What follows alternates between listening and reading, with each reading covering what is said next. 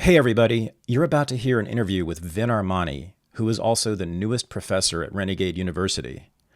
He has a new, highly anticipated webinar coming out called From Satoshi to Financial Sovereignty, an Introduction to Cryptocurrency.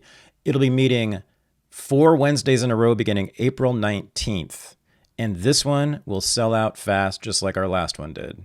So go to renegadeuniversity.com, you'll see it on the front page, or you can click video courses on the left-hand side and you'll see it pop up right away. Again, this will be Vin Armani's amazing webinar called From Satoshi to Financial Sovereignty, an Introduction to Cryptocurrency, 4 Wednesdays beginning April 19th. Go to renegadeuniversity.com, check it out, sign up, and I will see you there. Thanks. This is the Unregistered podcast, and I'm Thaddeus Russell. This is a show about ideas, people, and behaviors that are considered inappropriate, out of bounds, or beyond the pale. The things you're not supposed to talk about if you're a school teacher, a college professor, a businessman, a politician, a parent, a neighbor, or even a podcast host. These are the things you're not supposed to say or even think if you're a good liberal, a good conservative, or a good citizen. Each week, I'll interview a person who has something bad to say. They might be a journalist or a professor. They might be a porn star or a drug dealer. They might just be an ordinary person with an ordinary job who doesn't care about the rules of polite society. I'm not interested in breaking the rules just to be a troublemaker. I'm interested in people who break the rules of conventional thought and to expand the scope of what is possible to say in our society. I'm interested in people who make me think. For many years, my guest this week was a sex worker. Now, he is one of the leading educators on Bitcoin and cryptocurrency. So, of course, I had to have him on the show, and I also had to hire him as a professor. This is my interview with Vin Armani.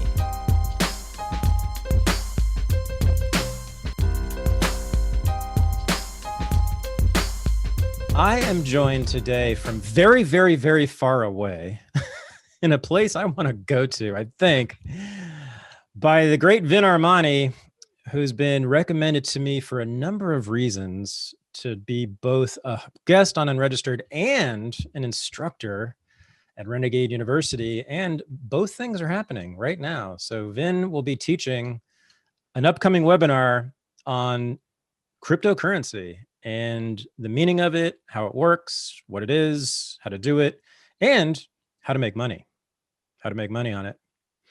So that'll be coming up soon. Look for that. Hopefully it'll be on sale by the time this podcast is aired. But you are in this place called Saipan, where yes. I knew about Saipan from having lectured on World War II and all the unbelievably vicious battles that happened in all the islands down there in the South Pacific, and Saipan was one of them. I think that was a particularly vicious battle, in fact, because I think on Saipan, the Japanese were very well prepared for the American invaders and took it to them, and there were a lot of casualties on both sides.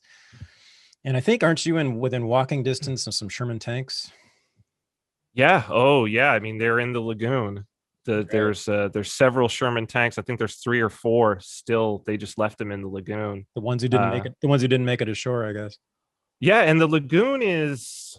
I mean, they must have fallen off the amphibious boats. I mean, the lagoon goes out a few hundred yards, and most of the time you can get out there. Maybe the water will be up to your chest, and so it's actually very interesting. So I'll do my morning walks on the beach that's kind of like right in front of 2 of these tanks. And one of them in particular there's a swim club that meets in the morning, and they all swim out to the tank. And what I've always found and then they sort of like sit on the tank for a minute and then they swim back.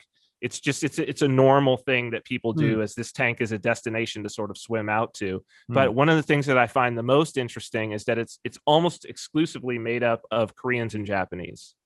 And I'm like, there's something kind of interesting about the fact that like that's the group that has decided we're going to go out and conquer this tank. And I don't know whether it's conscious, subconscious, but I have found it notable. I have found it Yeah. very notable. It's interesting. There's a lot of interesting things here. I think the most notable thing about that particular battle was, and you can still go to all of these sites, like the last outpost where the Japanese uh, sort of hold up, and they've left the blown up carcasses of like the mini tanks and the guns and all of it. It's still there, and you can go up into where they had burrowed into the mountain, and you can see where the shells blew it out. You can, like, all of it. You can walk through this basically battlefield. They've left it there, and then you can walk around. There are 2 cliffs where they committed mass suicide. Oh. So there's Suicide Cliff. I think several hundred civilians and soldiers jumped off that. And then there's Bonsai Cliff where the officers jumped off. So you can go to both of those. And I mean, these are sheer rock cliffs, hundreds of feet. And the people just jumped off, and the bodies were, piled at the bottom, just popped open. So yeah, this was a crazy battle. And the place has an incredible history. Most people don't even know that this exists, and they don't even know that it's part of the United States. But it's been an education in so many ways being here, and it's one of the last bastions of freedom in the U.S. too. So it's like, yeah, we'll get into that in a second. So it's like the bloodiest history is now furniture. Yeah, basically, yeah. For the losers. Yeah. Isn't that weird? But maybe you're saying they're reclaiming it in some unconscious way by sitting on that tank while they're swimming. Yeah, it's I hope so. I hope that's what's going on. There's something there. There's definitely something there. So it's notable for sure. What we did to the Japanese people between 1941 and 1945. I've been studying and researching and writing about this for more than a decade. Right now I'm getting it. I get this feeling of just profound rage, sadness, horror. It's one of the worst wars, just the Pacific War. It's one of the worst wars, one of the most vicious wars in human history. And we were on one side of it. Now the Japanese were no picnic either, but like going both ways. And one of my missions is just to get people to feel it. I want people to feel it. The number of deaths, like hundreds of people jumping off a cliff to commit suicide just to escape their fate, and they wouldn't have even been killed, but still, and that's just one little tiny part of this whole thing. But yeah, I would feel somewhat spooked by the ghosts on that island being there, knowing what I know about what happened. Well, my wife is definitely. She talks about it all the time. But there's also she's Russian. So there's a big Russian community here, actually, weirdly enough, or not so weirdly. I mean, it's only 4-hour flight to Vladivostok. Right. So she talks about it all the time, but they have a tradition here. I'm going to probably butcher this name, but Tau Mona is what they call it. And these are so they believe this island is filled with ghosts. The local people, the Chamorro people, believe that this island's filled with ghosts. They call them Tau Mona, and they live in the baobab trees. So I don't know if you've ever seen a baobab, but it's kind of like, it looks like the trunk is basically a mass of vines. So I think it comes up and then it shoots out shoots that go back down as roots into the ground, and they grow incredibly large. And the largest one in the Pacific is actually in one of the islands of the Commonwealth here. So there's 3 main islands: Saipan, Rota, and Tinian.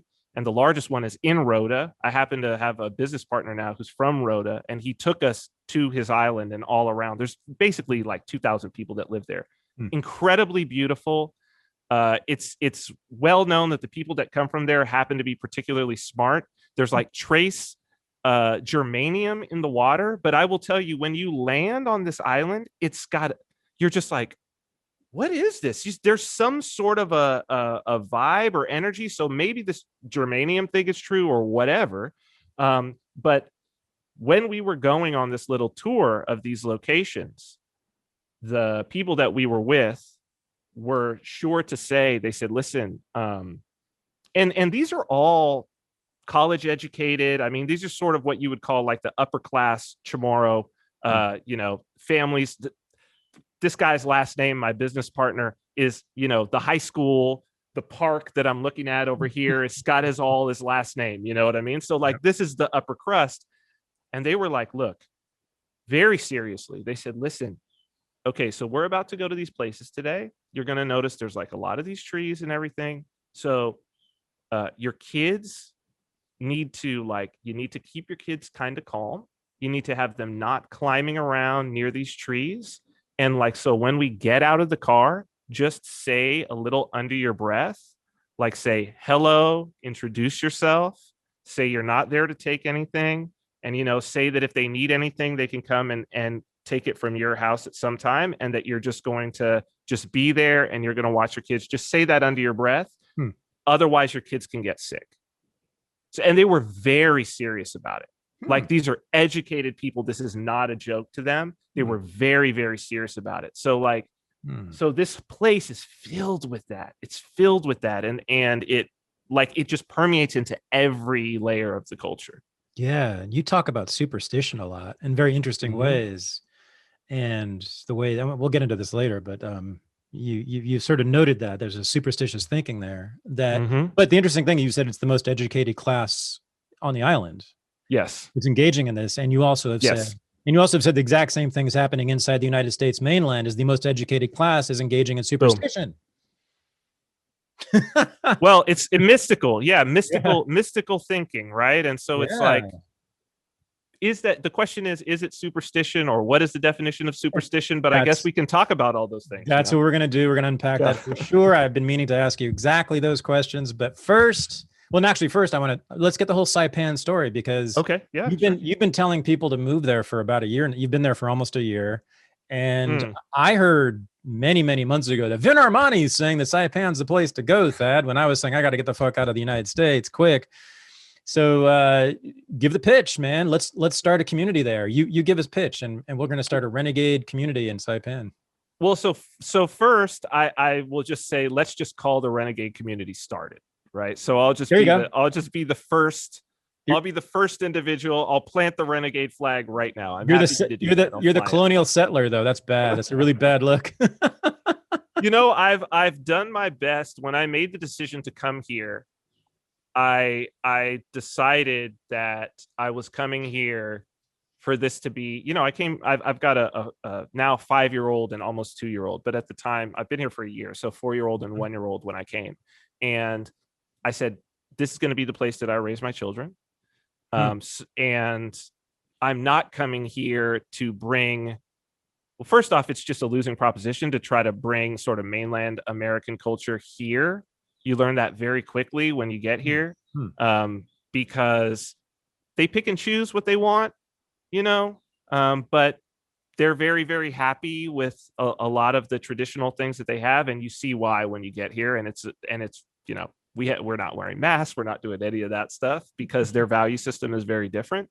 So I think even trying to come here as like the sort of colonial, that was never my ideal. Right. And, as I think we'll talk about later, it's like, it was very important to me. I wanted to know, how has this place remained hidden?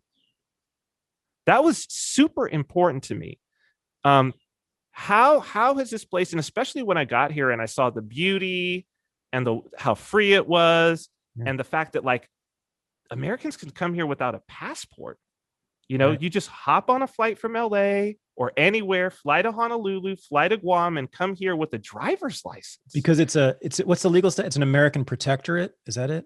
It's the same as like Guam or Puerto Rico. It's a territory, or it's called a possession. Right. So technically it's a common, or in the name at least, it's a commonwealth. Right. They have a unique covenant with the US. So they have the same US immigration system. They used to have their own, but then they gave that up. But they have their own customs, which is interesting. You are exempt from paying income tax to the IRS if you live here. But for instance, so no federal income tax. No federal income tax. You pay it here. and they have a very, very loose, let's say, tax system. And I don't want to bust them out, but let's just say that their enforcement capabilities and their will to enforce, which would be mostly enforced against their own family members. There's only 55,000 people here, and the political class is all interrelated with each other. There's 12 to 15 major families. And so the enforcement of laws here, there's not like, it's much more about providing services. So the Department of Public Services is much more focused on fire, disaster recovery, those sorts of things. If you're not causing issues, the police just do not give you problems. Okay. Right. Yeah. And it's mainly because it's Chamorro police officers. The people that they'd be enforcing the laws against are their cousins. And so it's like, well, you don't get the will to do that. You know what I mean? And there's nothing like in Hawaii, you know, they don't like the haole, like the white people too much. I mean, there aren't any white people. So they don't thing. So they don't care. They're just, it's a non-issue. The demographics here is, it's about 40% Filipino. They have their own unique visa here that's called a CW. It's a foreign worker visa. And a lot of the Filipinos have come on that. And stayed or intermarried with the Chamorro. So you'll hear Tagalog, probably more often some days than you'll hear English. Okay. So if you speak Tagalog or you're Filipino, if you're a Filipino American, this is a wonderful place for you to be, especially if you have some level of education. So the Filipinos own and run kind of a lot of the businesses on the street because the Chamorros almost exclusively work for the government. So if you're Chamorro and you're not a complete scofflaw and like a mess up, you get a government job for the most part. And so that's, you know, they're the political class. So it's like Filipinos are like 40%, Chamorro are like high 30s. Then you have something like 20% like Chinese. And then I think it's like in the 10% of like other Asians. I'm not doing the math right now, but then it's like 6% other. So Chamorro and Carolinians are from a little bit south. They sort of make up that 40%. And then 6% kind of other ethnicities. So this is everything from Black to Latino to Indian, Bangladeshi, to Middle Eastern, whatever it is. And then 1% white.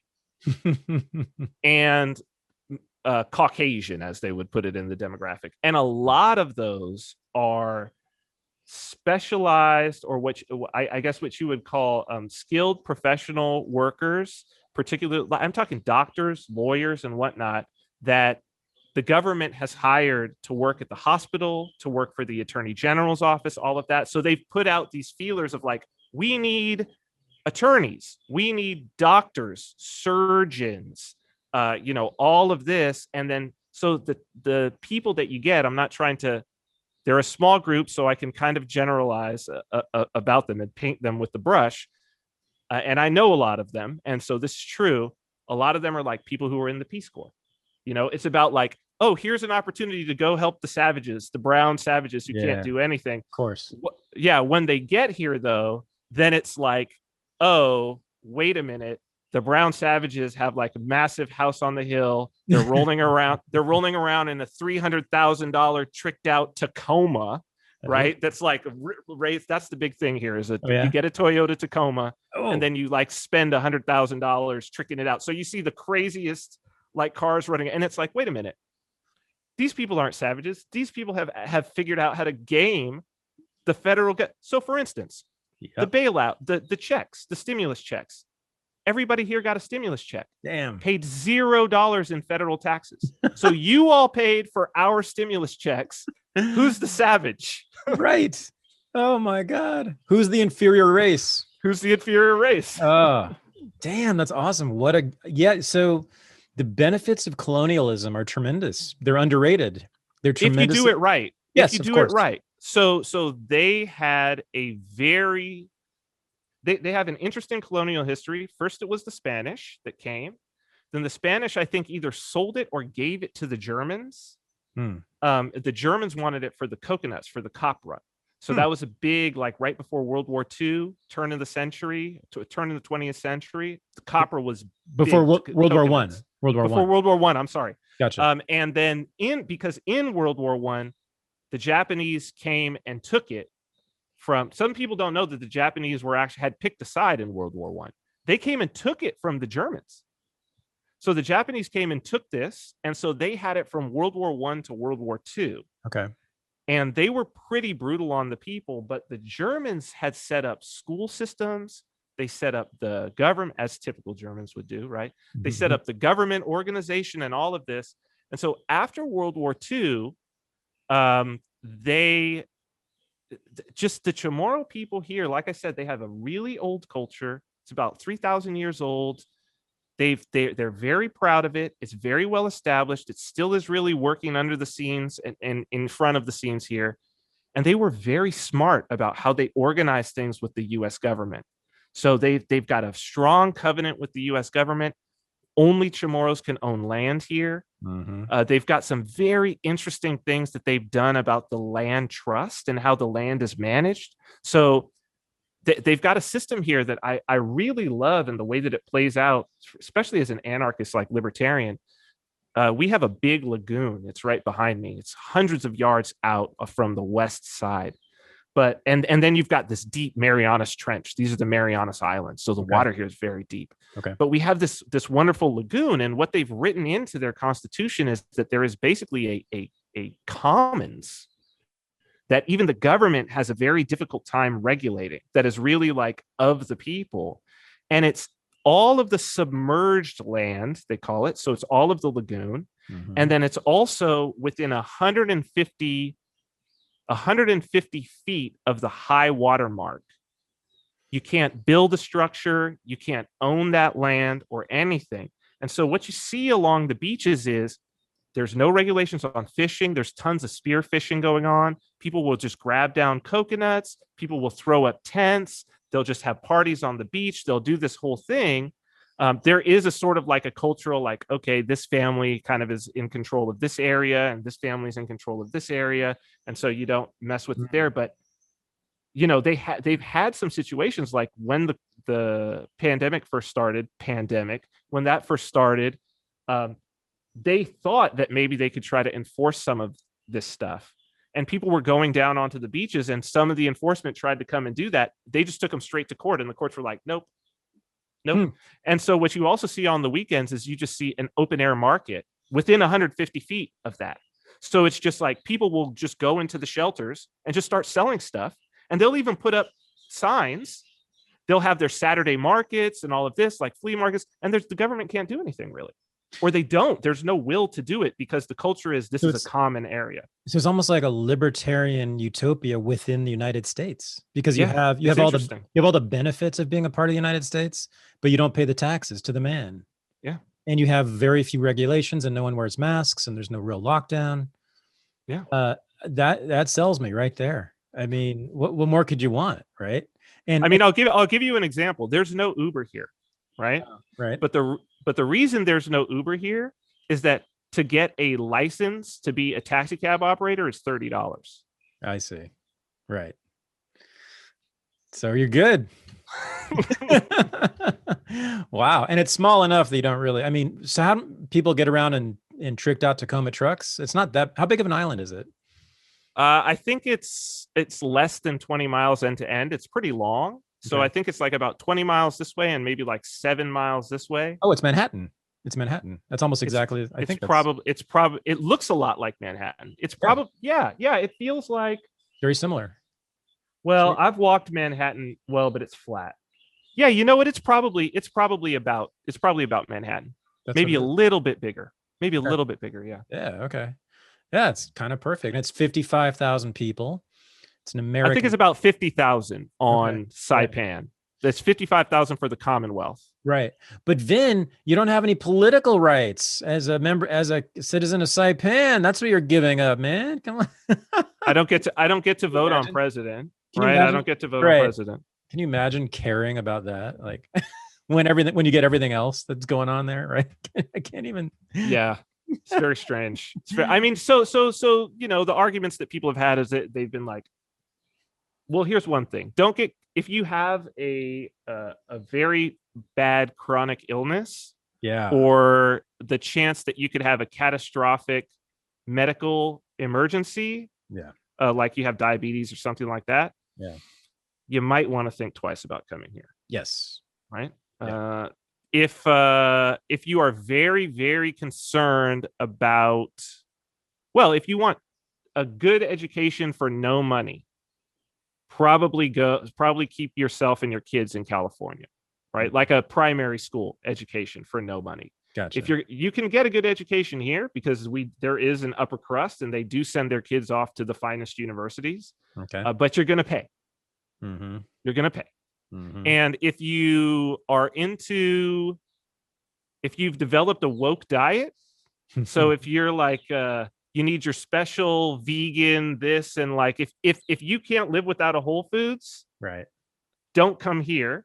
But if you're like legit about, you want like real food, I mean, I've got a banana tree that I just pulled bananas off yesterday and we ate with my kids. I'm literally looking at papayas this big growing in coconuts are like pests here. You know, you can go out and fish any time of day and pull in parrotfish and barracuda and whatever.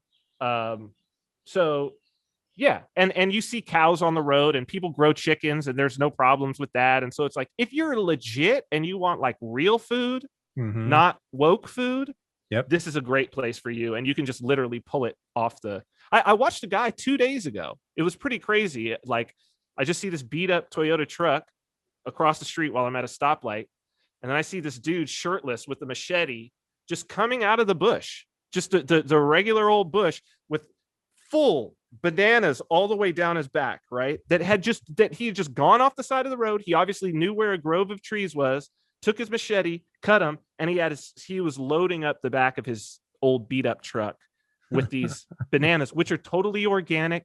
There's no industry here, so there's no pollution. The waters are crystal clear. So everything that's growing out of the ground is just like, it's perfect, you know? And that's, if you want that, you can have that while still having internet like we've got fiber optics that run up from Docomo that run up the length. You know, we've got First Bank of Hawaii and all of these, you know, so we've got the banking here. If the tourists were still here, like they were before I got here, then you even have like, you know, like a Galleria with a Planet Hollywood and all that type of stuff. But luckily for me, all that shit is shut down now. So it's more legit. I like it a lot more now. And sounds like you have solid broadband too, which is amazing. It's good. Yeah. And I have a internet broadband company here as well that we started. We're resellers for. I'm not using that right now, so I have 2 internet connections at my house. So for people who have worse connections or they're on one of these islands, I mean, I've got the satellite right here, and that's doing like, I think this one's got like 75 megs down and 5 megs up. It was launched on SpaceX. Nice. So it's like, so there's all these things. You've got all these things, but nobody knows this place exists. Nobody knows it's here. Now they do. I guess they do. Maybe you'll be seeing me pretty soon. That sounds really. It'd be nice to see you, man. It would be amazing. And then also, you're kind of right in the middle of the South Pacific, so you can get to Australia, you can get to Thailand, you can get to Japan, you can get to Eastern China really easily, right? 4-hour flights basically everywhere. 4-hour flight. I think a lot of that is shut down now, unfortunately. Oh, okay. But I mean, you talk about Australia, we're in Australian time zones. Okay. So I think we're in we're in the same time zone as Melbourne, actually. Yeah. And then it's like, so it's like 3 hours to Tokyo, 4 hours to Seoul, 4 hours to Hong Kong, 4.5 hours to Vladivostok. There's a Russian community here. My wife is Russian as well. Right. So, yeah. Huh. All right. Maybe. I love it. I'm going to give it a try. I'm going to try to get there. Paloma Verde CBD has been sponsoring Unregistered for almost a year now. This has been one of the most joyful relationships in my business career. I have loved promoting their products, And I have loved watching their company grow largely as a result of unregistered listeners who are the core customers for Paloma Verdes. This is something I'm just extremely proud about. I just got off the phone with Carlos and Vanessa Abelar, who are the owners of Paloma Verde. They live in San Antonio, Texas. I've told you about them many times here. They told me that because of all the orders they've gotten from unregistered listeners and the growth in their revenue, they are building a new website that will be out soon, and they are introducing several new products very soon. So keep checking. Go to palomaverdestore.com, and when you use the discount code Renegade, you get 25% off every product in their store. It's an astonishing deal that you just won't find from other CBD corporations, which is usually what they are, unlike Carlos and Vanessa. If you join their mailing list, you get another 10% off. So that in itself is just too much to comprehend. The first order is 35% off, right? This is a tremendous deal, and this is one of the reasons why unregistered listeners are flocking to Paloma Verde. Now, you may not know, there's maybe 2 or 3 people in the world who are not aware of this, but they put together my favorite Paloma Verde products into what they call the Unregistered Combo Pack, also known as the THAD Pack. And so those products are their gummies, fruit flavored, totally delicious. This is my new bottle because I just ran out. They have sour apple and assorted fruit flavors. They're seriously delicious. 10 milligrams of CBD also in every gummy. Their soft gels, 25 milligrams per soft gel. I use this for anxiety, for sleep issues, for stress, and I love it. I use 2 to 6 capsules per day. Depending on what's going on in my head and in the world. My favorite thing, I keep raving about this, is their high potency tincture. When I put a few drops of this under my tongue, my anxiety melts away. And I use this every night before bed as well, and it helps so much with my pretty bad sleep issues. But I've been raving about their creams because my hands have been totally messed up because of the damn pandemic and all the hand washing. Although apparently we're not even supposed to hand wash. But anyway, my hands are almost irreparably harmed by this idiocy. But the thing that's really, really helped me are 2 things. Their THC-free hemp cream. I totally recommend that. It is the I tested it against other lotions, and it is the most effective with dry and chafed hands, or chapped hands, chafed and chapped. And then the salve. Also tremendous. I've been using it all the time, and it's helped me a lot with my hands. So go to palomaverdestore.com. That's palomaverdestore.com. Use the discount code Renegade, 25% off every product, 10% off if you join the mailing list. The Unregistered Combo Pack, otherwise known as the THAD Pack, is about 33% off. Go there, do it, make your body feel better, make your life better, and I thank you. All right. And you said that one of the reasons you picked Saipan is that there's a crypto community there, right? This is one of those infamous, depends on which side you're on, infamous or famous crypto expat communities, right? That have been popping up all over the world since the rise of Bitcoin and crypto generally. Crypto millionaires or billionaires moving offshore and everybody getting upset about that or celebrating it. So what's going on there? Who's there? What do you guys do? What does that mean to have a crypto community in a particular physical location? Yeah, this is a different. I think the intention with this is different, and it's a little bit newer. So people can visit cryptofrontier.org if they want to see a little bit more about this. The group that sort of brought me out, founded by this guy Alexander Ugorji. He's he's got his master's in education from Stanford. And he was in China teaching, and then was traveling around Asia, and was actually inspired by some of the communities that he saw in Thailand. Okay. And the things that were going there with digital nomads, and having the Silicon Valley background, right? Having been at Stanford and being involved through college and everything, even mining cryptocurrency and everything, he got this. He said, look, in order for there to be a real industry, which we don't have an industry hub, we don't have a Wall Street, we don't have a Silicon Valley for crypto, and Silicon Valley is handling crypto very poorly, in my opinion. And we can probably talk about Mhm. talk about that in the future, right? Their incentives are perverse when it comes to cryptocurrency. The way that they've been built, their particular history, how their economic and political bent is not, it's not aligned. And so he wanted to find a place somewhere in the world where this could possibly happen. So there's been attempts at this in Switzerland. Again, I think the incentives are not aligned because of the existing banking.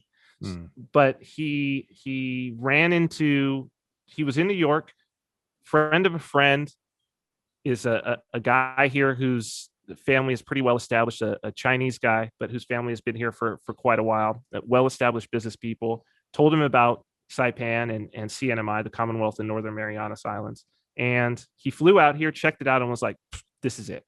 And, you know, the rundown is basically like, it's about taxes, it's about government regulations, it's about culture, it's about weather. I mean, this is, the weather is always great here. It's unbelievable. Wow.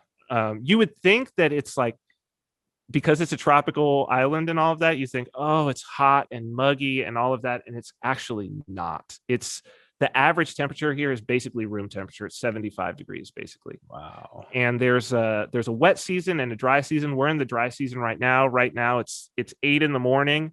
I've been up and I was out on the beach doing my morning prayers, and at about 5:30, it's been the same temperature this whole time. I think it's probably about 70, 72 degrees Fahrenheit right now. With a little breeze, you know, that always comes in, and that's it. And so it's perfect, you know, and that's the normal temperature here. Wow. So all of those things. And then it was actually,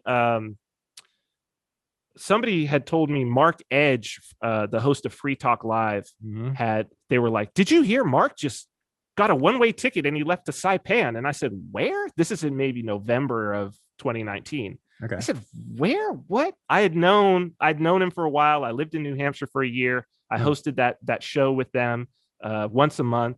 So I got to know Mark over the time that I was there. And I knew that he was on this journey and this search for the freedom carve out. So whether it's a private city or whatever, he's one of those guys. Right. And so I said, wow, one-way ticket to this crazy place. And then I started researching, talked to him. He introduced me to Alex, and I told my wife, hey, I showed her pictures of Saipan, which if you want to convince somebody to go to Saipan, just Saipan, Google images and show them the pictures. It's incredibly beautiful, and you can't even capture it in photos. And so I told my wife, hey, would you want to live here? I have been working remote for years now, and I make all my income in crypto. So it's like, would you want to do this? And she said, sure, but let's plan the end of the year. We've got things to do. The kids we have a 1-year-old and whatnot. So we put it on the back burner. And then when the COVID thing started, so in March, we were in Southern California. I'm a native Californian. I've been following Gavin Newsom his entire career. I know who this guy is, right? And when I saw the smirk on his face about locking people down, I was like, we're gone. We're gone. We're out of here. And, so we ended up on the last flight before they locked this place down. And it's not that this community is particularly big, but that the focus is on really establishing a place where cryptocurrency is used, where people are earning it, and where there is an openness from not just the community. So we have the biggest restaurants, clubs, bars that are here and open are taking are using the point of sale system that I developed and the technologies that I had been developing for payments. And the group here has grown, and we are on a daily basis there buying groceries, hardware, food, all of that. I just had a meeting with the Secretary of Finance 3 or 4 days ago. We've been going back and forth, and we're starting this kind of stable coin program. We're trying to work out with one of the locally chartered banks here to do a bank issued stable coin that's local to here. And he said, look, when that is up, so long as we can get it into the bank account for the government, we will take it for fees and taxes immediately. we will take it. We will allow the businesses that have that Amazing. to pay their fees and taxes in crypto. So And so Yeah, so that's the environment that we're in. oh my God. Okay, so that's what you guys are basically integrating crypto into the local economy. That's what that Yes. is. That's what Yes. that means to do a crypto Yes. expat community. Yeah. Wow. And it's not even expat. I mean, we're, I had told you when we had talked before that for me, this entire, my whole involvement in crypto, and Bitcoin specifically, but like and we could talk about the difference between those two, but for me, this is a multi-generational project. This is not about hodl and get rich in a year or two and somebody's going to retire. For me, this is about what do my children's children have in the world based upon this tool. And in order to do that, we have to have a sustaining environment where people can come and they can step out, fully step. That's what we're trying to build, is an environment where you're like, I want to go do this thing because I want to be done with the legacy financial system. I want to literally take my dollars, convert them into whatever this is, and then be done. Never touch a US dollar, never have a bank account, and I can go to work. I can pay my kids tuition at school. I can go and buy groceries. I can pay my taxes. I can do all of these things. And the people around me, it's not weird at all. And the businesses that want to support that and want to pay their employees in cryptocurrency and want to live in that world can locate here. And that's what we're building. And for me, that's the long term. That's why I say this is not a colonial thing. I want to be part of this thing. And I want to play a role for these people who are obviously brilliant in everything that they're doing, that they can see the vision. Right. And so it's like, why would I want to colonize some people who are obviously smarter than the people that I left from? Yeah. Right. I want to learn from them instead. And I want to bring my particular skill set and my knowledge and serve them, because they're obviously they can serve a broader purpose for the world just by being who they are. Fantastic. Oh, I love that idea. I hadn't sort of visualized that's what goes on, that you integrate crypto into the local economy to serve as basically a model and not just a model, but an actual place to go and live. Yeah. And because a lot of people, the first question is, well, how do I use this shit? Like, we use it every day. Yeah. It's every day. I have I have a tiny bit of Bitcoin right now. And it's like on my phone, I can barely figure out what to do with it. I'm like, but that's the first question. Like, well, how do I use this? How do I pay for toothpaste with this? So tell us about your history with crypto. And I want to hear, I mean, you're the best at talking about this. The big meaning of it, and what I call it is the politics of crypto. What are the politics of cryptocurrency? And we'll first talk about how you got into it, why you got into it, what you saw, and now what you see as the meaning, the potential, and the politics of cryptocurrency. Why is it so important?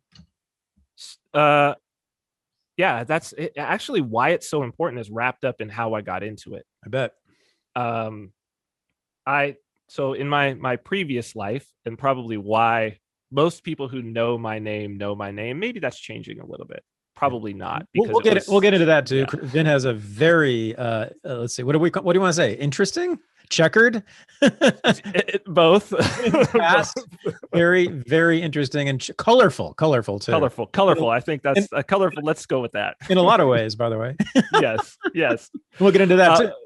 So what I will say about it that's important for this piece of the story is I was in an all cash business where I was making a significant amount of paper fiat. And let's tell them what it is, what it was. So I was a gigolo, a straight male escort, and maybe the most famous and well-known one that has ever lived, potentially. I mean, It could be argued. He's not bullshitting. There was a Showtime show, a reality show for 6 seasons called Gigolos, and you were one of the stars of it. Correct. So now people know. Okay. Yes. I wanted to start like a half an hour of establishing your serious credentials, and now. Well, it plays into it. I think it does play into it because because it's the application that unfortunately I think has been lost, but was not lost at the time that I got into Bitcoin in 2012. Okay. So, every technology, what really defines a technology is understanding what problem it solves. Right. That's often lost, unfortunately.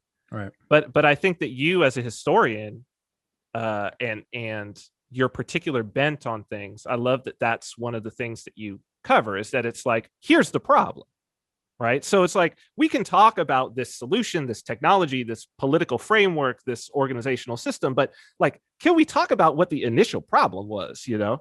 And so I had a problem. I had a big problem.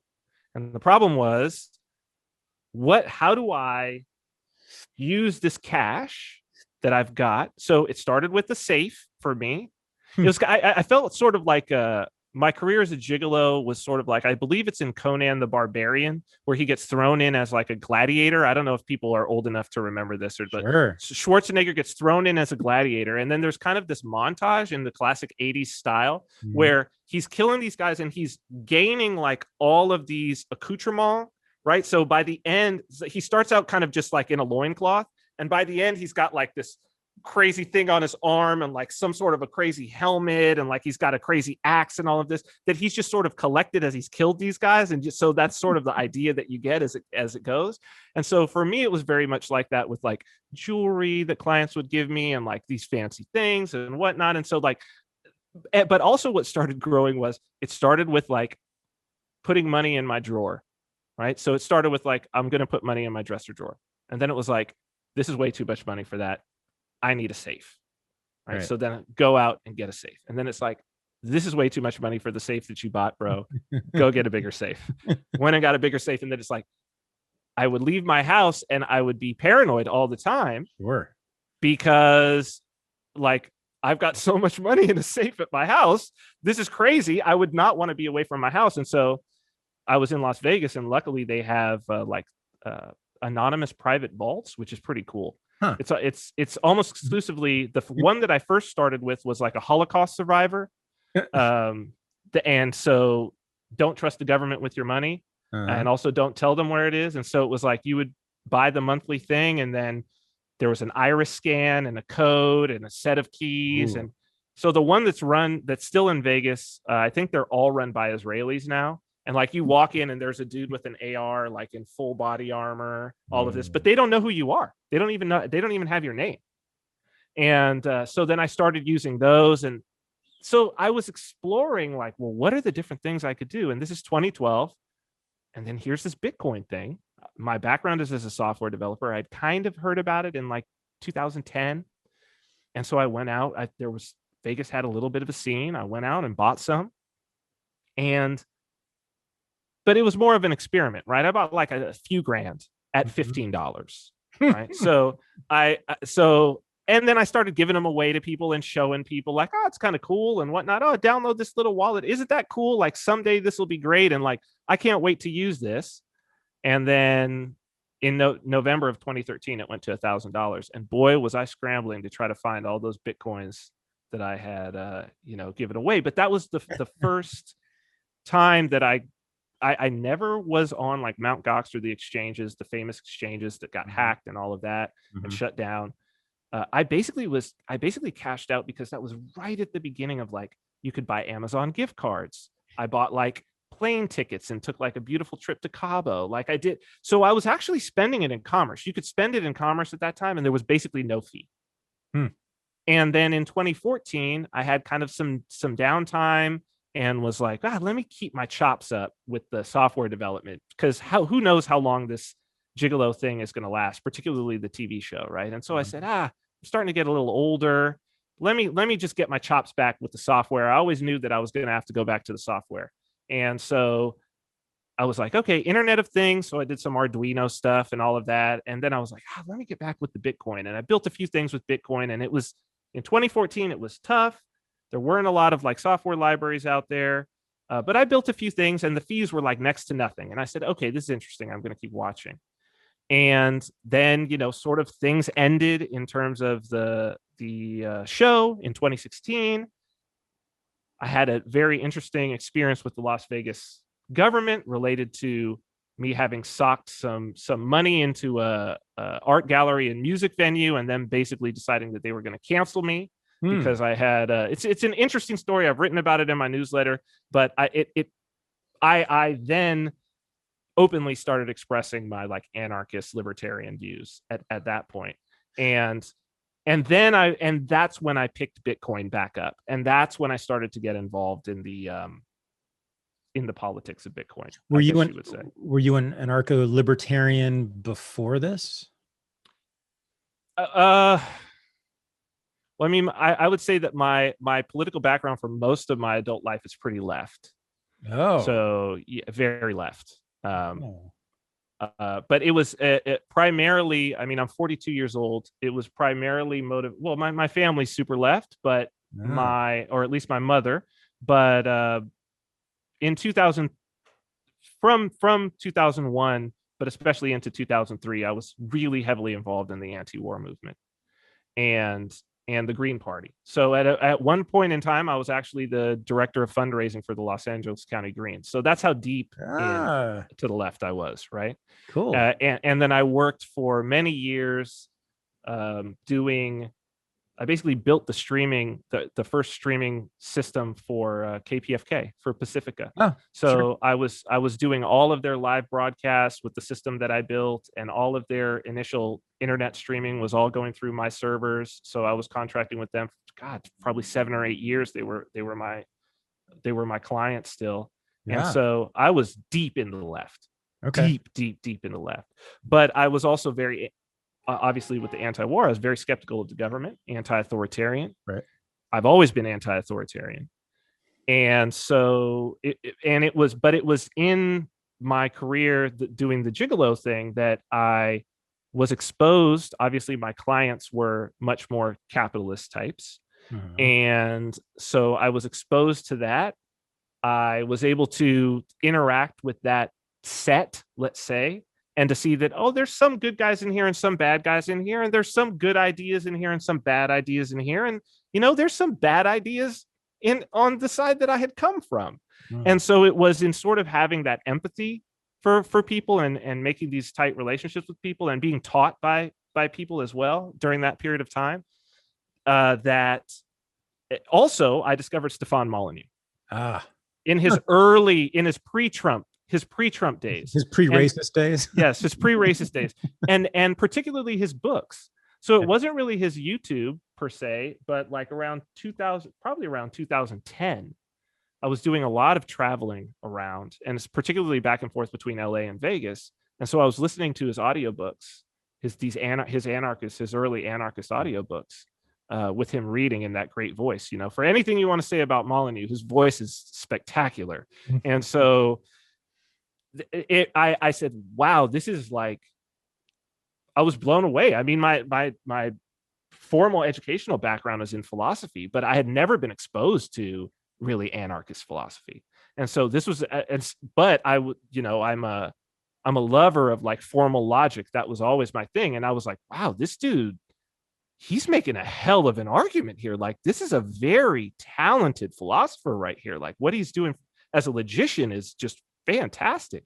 And so that was really what shifted me. But I would still say that, like, although I'm probably more aligned or seen as being aligned with the right or conservatism, I definitely, like, socially, yeah, I don't feel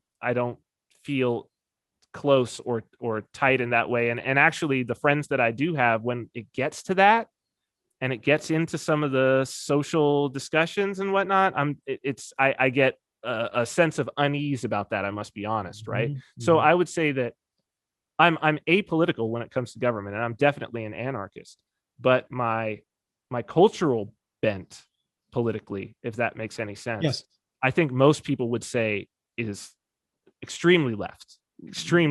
Kind of have to be. I mean, yeah. Cryptocurrency is the opposite of conservative. Yes, exactly. Right? It's revolutionary. Even if you don't like it, even if you think it's terrible, even if you think it's bullshit, it's still a revolutionary idea. Being a gigolo, sex worker, hello. I mean, that's exactly. and that ain't no conservative thing. And yeah. And then also, are you involved in drugs at all? Yeah, you are. You're very involved in drugs. You're Mr. Psychedelic. I forgot. That's Yeah. right. So, Yeah, I'm that's a trifecta right there. Crypto, sex work, and drugs, man. You are not a conservative, right? No, and software, And right? software. So my professional, I mean, my career is in software. Okay. So and LA, Yeah. right, and music. Okay. So it's like software, music, drugs, sex, drugs, and rock and roll, man. I mean, that's Yes. that's it right there. All right. So when you discovered cryptocurrency, just the idea of it, right? I want to hear, like, what was that intellectually and politically for you? What did that idea do in your head? It sounds like it just exploded in your head, and maybe flowered in your head. Flowered is maybe better, but maybe Yeah. it's a chain. Maybe it's a chain of explosions. Yeah. So I want to hear, like, because I own, I think I owned $50 worth of Bitcoin last year. It's now worth $300. there you go. And I know lots and lots of people who are all into crypto. My partners in the company are super crypto people. And I kind of like get it on an impressionistic level, like the idiot level. And it sure sounds like the future. And I know I want it to be the future. I know that. I know that if it's true what y'all are saying about its potential, then it's definitely what we all should be doing. But I want to hear the Vin Armani take. I want to hear the pitch. I want to hear, I want you to be a preacher for a second here. Yeah, I come from a unique place in that regard. So I think going back to the idea of being in an all cash business, most people don't have the experience of being able to actually say to Uncle Sam, well, tell me how much I made. Right. Even though they could like look at you on TV and they're like, but look at what you're driving and look at that thing on your wrist and look at all of this. And it's like, no, but by your system, right? Like, where's the 1099? Where's the W-2? Where's the money in the bank account? Like, show me the money and I will happily pay you. Tell me what I owe you and I will happily pay you. Right. And so in an all cash business, when you're making a significant amount of money, all cash, and you're able to actually, that's literal fuck you money, right? And especially if it's not in your house in a safe, and if you're not doing something that's contraband illegal to where they can bust down the door and be like, look at this money he's got, and they can seize it, right? Because that's the other way that they do it. Right. So everything that I was doing was legal, because there is a way to do sex work legally. Right. The escorting is there is a way to do it legally. And so and that's what I was doing. Obviously, I was, because I was on a TV show where I was doing it. You would think if it was illegal, I'd be in jail right now. Right? By the way, how was it legal? What was the legal status of that? What's the carve out for that? Prostitution in almost every jurisdiction is very specific that you are exchanging sexual services for money. So it's contract law in many ways. Okay. And it's the terms of the contract. And for those people who remember the show Cops before it was canceled, and canceled in a woke way, not just canceled, you know what I mean? That's right. So for those people who remember the show Cops, they would sometimes do prostitution stings where they would have like a female officer out acting, and they would always say, okay, you have to get them to say $20 for a blowjob. Like you have to get that. They must explicitly say that. Well, there's a reason. Because if this guy says, no, let's just go up, hang out for an hour, I'll give you $100, and whatever happens, happens. That is legal. And so that is actually the entire escort industry. So if somebody wants to go right now on like eros.com, right, which is a site where there's high-end escorts, $1,000 an hour and whatnot, in almost every city in the world, go find your city, especially if you're in North America. If you think prostitution is illegal, go find your city. Okay, go look at how high-end, gorgeous these women are. And I think they might have men on there as well now.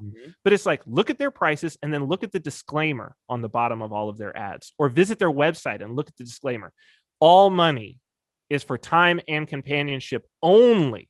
There is no contract for sexual services whatsoever. Okay. And if a client or potential client is like, well, what can I get for this or whatever? And it's like, it's time and companionship only. Well, can I get a back massage? Even a back massage. You're like, sorry. And you never talk to them again. Blocked. Blocked. Never talk to you again. Send that to spam every single time. Because it's not for any of that. It's for time and companionship, which is unregulated. And they're going to pay in cash. And which is not going to be recorded anywhere. No. So this is, very few people had that experience. So that is the context that I had. And I realized, oh, this is the only freedom. All these people who are like, oh, we're going to go change this law and we're going to lower the taxes and we're going to do all this. It's like, no. They've created a system where there has to be a paper trail. Yep. It's a bureaucracy where literally if there is no paper trail, the bureaucrats don't know what to do. That's right. They don't know how to get your money if there's no paper trail. They have created a system where they box themselves into a paper trail. That's right. Yep. And your employer is playing along with that, or the person that you're contracting to is playing along with that. But my clients weren't playing along with that. They were bringing me envelopes full of cash. And so what I saw, this is the politics of cryptocurrency. This is the explosion. The explosion is it's that from a relationship with the government standpoint, but it is digital in the same way that the modern financial system is. So you can buy something online. You don't have to carry it around with you. You can carry $1 million around. You can carry $60,000 around and go pay cash for a car. Right? In your phone, the same way that you would with your card or your Apple Pay or whatever it is. And there's no banks, and the banks and the government are like this. And so it's like, this is the only freedom. And this is where I was already into crypto. But then when I discovered Sam Konkin and agorism, I was like, oh, he knew this in the 70s. Yeah. And so it's like, this is the tool. Yeah, that's the new libertarian manifesto, and an agorist primer is like, and it's interesting because he was actually like the new libertarian manifesto. Murray Rothbard wrote a commentary on it that's actually in the popular paperback version that's out. But this guy, he called himself the left libertarian. That's what's so interesting about it, and that his entire notion is this notion of counter economics. He says there's black and gray markets, and there's already people participating in those black and gray markets. So basically he's speaking to me, right? I was just in a black and gray market, but here he is in the 70s from a theoretical standpoint, economics and political philosophy, saying, look, you already have this group of people and they're already free. They've already had to develop their own security systems, their own monitoring systems, their own financial systems, all of these, their own trade routes, all of these things. And then you have this libertarian community who have the theory. Now, all we need to do is we need to combine the two. We need to take the counter economists who are already doing this, and we need to teach them and radicalize them basically to understand that what they're doing is actually moral. Because right now they're walking around thinking that they're immoral because they've been programmed by the state that what they're doing is immoral, but the state says it's immoral only because they're free. It's like an escaped slave. Yep. Right? It's immoral for you to escape. Yep. And so fundamentally what he says is, no. It's over for the state if we just teach the counter economy that they're moral. Yes. And then we expand the counter economy and the state is over. Yes. And when I read that, I was like, oh, well, this is it. And this is the tool. So when people are like, number go up and all, that's why I have, I think now I'm respected within the community because I've done the cryptocurrency community, because I've done enough. I've done real business. I really earn all of my income in crypto. I've made predictions that come true. I'm respected by the thought leaders and whatnot. But in the beginning, I was very much seen as an enemy, certainly a heretic, but I was very much seen as an enemy because I would shit on their number go up, right? I said, look, Bitcoin is not for you. That's not the tool. That's not what it's for. It's not for you to buy low and sell high. And anyway, You're already too late. I bought at 15 and sold at 1,000. You'll never have gains like me ever in your life. Okay. So you're already too late. You already don't know what this is for, but let me tell you how it makes us free. And this is how it makes us free. And this is why it makes us free. And it's a very easy line to draw. And so for me, that's what it's about. That's what I've been trying to promote. And again, like that's what we're doing here. These are the steps that we believe that we can take. And it's like the interesting thing about Bitcoin is that, you know, you say it's over for the state, but in some ways it's also not over for the state, because it makes the state actually have to compete for hearts and minds. Yes. And so that's something that I'm seeing here, is that it's like, you know, I had a conversation with some people on the tech side of in the IT department of the Department of Finance, as we're starting to try to work some of these things out here. And we got into a certain discussion where I said, you know, you could do this and it would help to track whether or not you had this on. And he was like, you know, we really don't want to do that to people. You know, this is coming from the revenue and taxation department, where they're like, yeah, I don't think we would really feel comfortable to be in a situation where we had to where we were tracking something, where we had to go and do compliance on somebody and see if their register was on. I don't really think we want to be interacting with the public like that. Mm-hmm. And it's like, okay, those governments will win. Those governments will win in this battle, because they will be able to adapt and see, oh yeah, that private sphere is growing. If we don't want to be made irrelevant, we need to change our tune. You know, but authoritarian governments like we have at the state and municipal and county are just as bad in big US cities. I mean, LA city government, holy shit, super authoritarian. Mm-hmm. You know what I mean? You look at what it takes to just open a restaurant in LA. Oh yeah. You know, a liquor license here is $50. Really? You've got a location, you want to sell alcohol, give us $50, you've got a liquor license. Nice.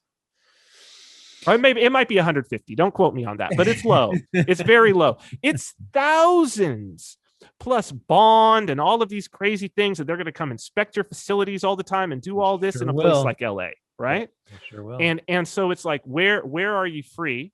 And so that's the politics as I see it. And when you look at it that way, and you look at this expanding agorist bubble, this that Konkin describes, mm-hmm. You got to have the financial insight. Yeah. And the value has to, and you know, we could talk about like the economic, what Bitcoin is doing that I think a lot of people don't understand, and what Bitcoin has discovered that actually solves it solves a Ricardian problem, basically. So, you know, Ricardo in Principles of Political Economy has the first labor theory of value, which is then, of course, taken by Marx takes one side, Menger takes the other side, right? So Marx says, oh yeah, the value of something is the labor that's put in, and Menger takes the other side where he says, no, the value is subjective, and the value is what somebody's willing to pay. But Ricardo says everything in the market is embodied labor. That's his sort of big thing, you know, and that's how you get to comparative advantage. The reason why. Well, why should one country, even if they can make two things, why should they only focus on the thing that they really make the best and then trade somebody else who really makes the best and cheapest version of that, even if they can make it themselves? Right. And it's all about like this idea of everything is labor.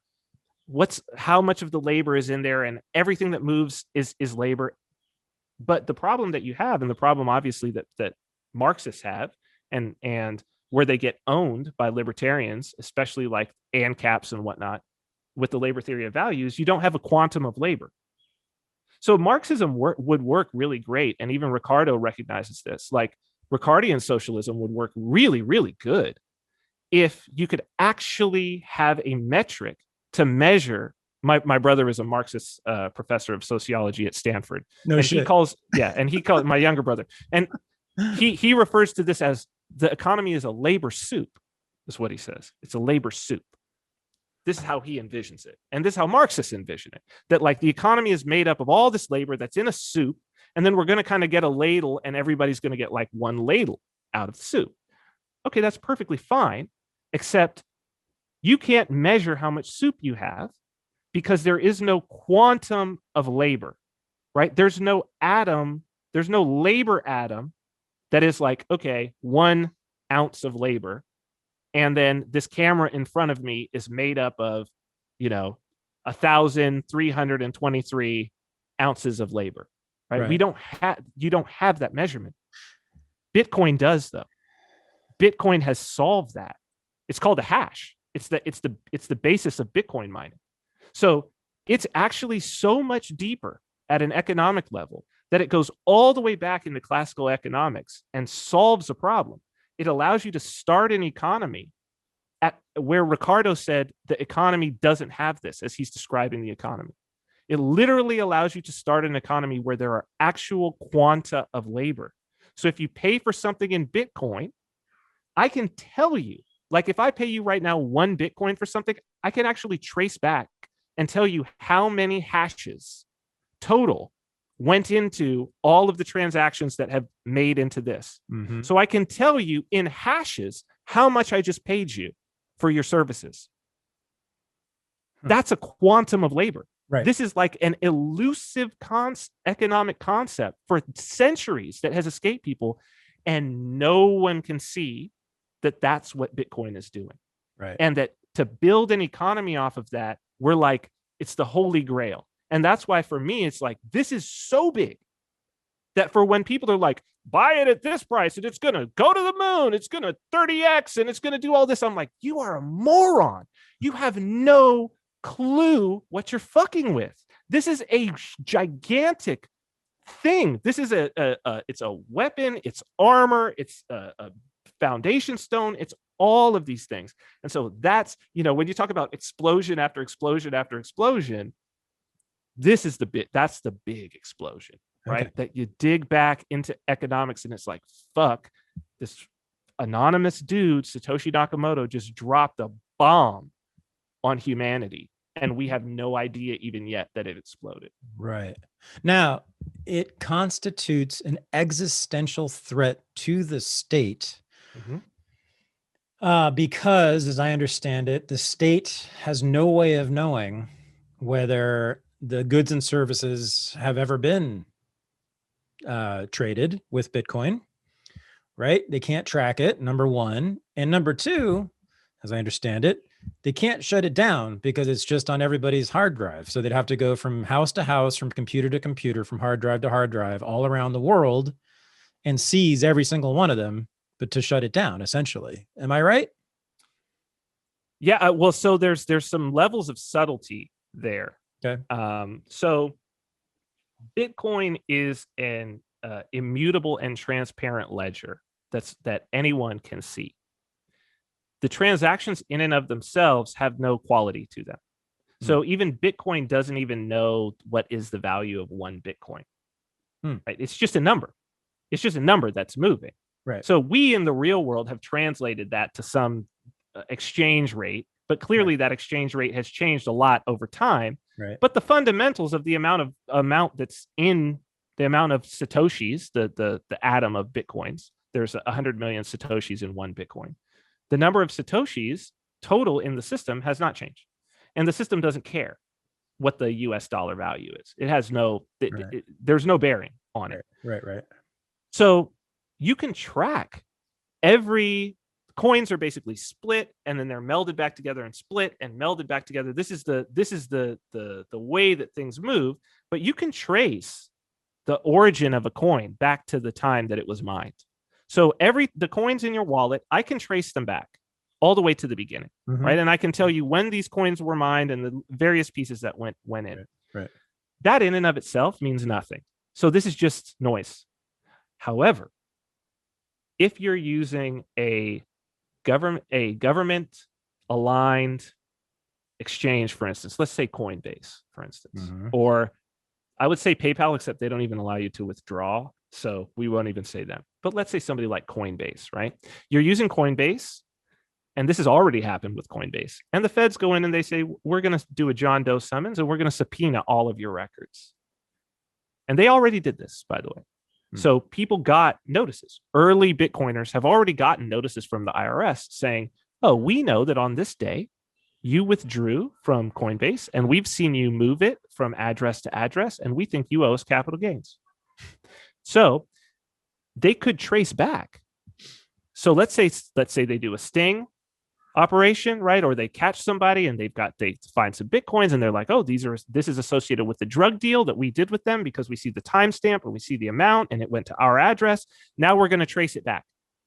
And they see that, oh, this went from Coinbase address, Thaddeus Russell's Coinbase address, directly to this thing, and then it was sold for these drugs. I think we need to go have a conversation with that. Right? So that is the Judas. They're the Judas goat, the Coinbases and all of these exchanges. You lose your freedom. Okay. If they get control over the whole thing and everybody's going, and so that's again why, the people who are in it for the number go up, they're buying and selling on these exchanges that are going to report to governments. Oh, okay. And so it's like, again, this narrative is they want the number go up narrative. That is the state's narrative. Oh, that is the enslaving narrative. The buy it and it's going to go up is the state's way of entrapping everybody in this and shutting it down. Because then what they also get is this. They don't need to go to your second point. They don't need to go to everybody's computer and shut it down. Because what starts happening is it starts accumulating in these custodians, the custodial exchanges. Okay. So you go to PayPal, they don't even allow you to withdraw, right? And you're like, I want to buy $1,000 worth of Bitcoin. They go on the open market. They put that $1,000 worth of Bitcoin in their custody. PayPal is heavily regulated by the US government. If the US government wants to seize it from PayPal, they simply send a letter. It's easier than even seizing it from your bank account because you have next to no rights when it comes to that Bitcoin, which you do have some rights when it comes to what's in your bank account, right? There's established law about that. Right. And so again, this is the path that they're taking to destroy Bitcoin. Now, luckily, you can fork it. It's open source software. You can fork it. You can make your own. But this is what people need to understand, right? Is that the value of this thing is not about an exchange rate.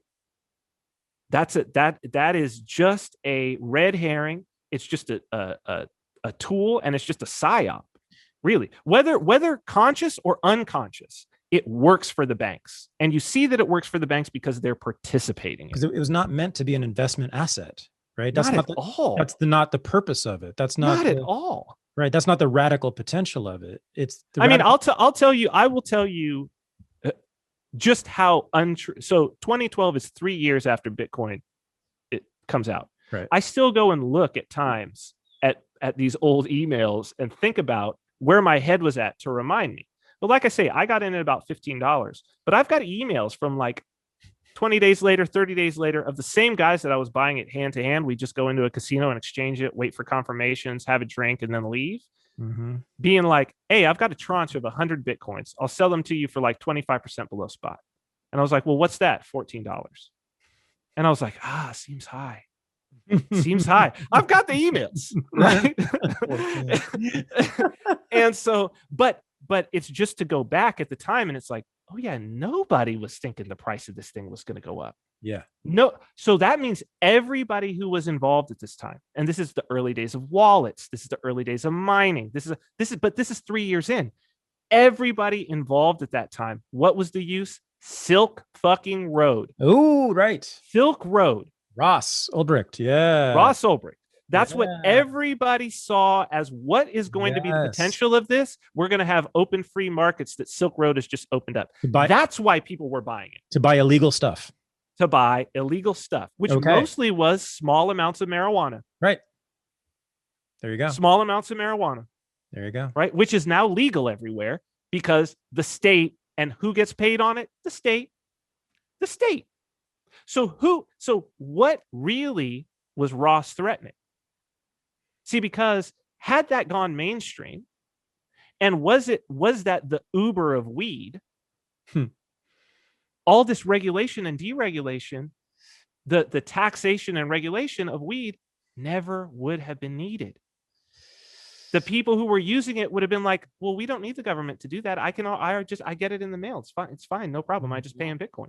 Mm-hmm. That's why he's doing 2 life sentences. Think about the money that he cost them because he was threatening to cost them because he was showing a way in which he was going to make it would have to be deregulated.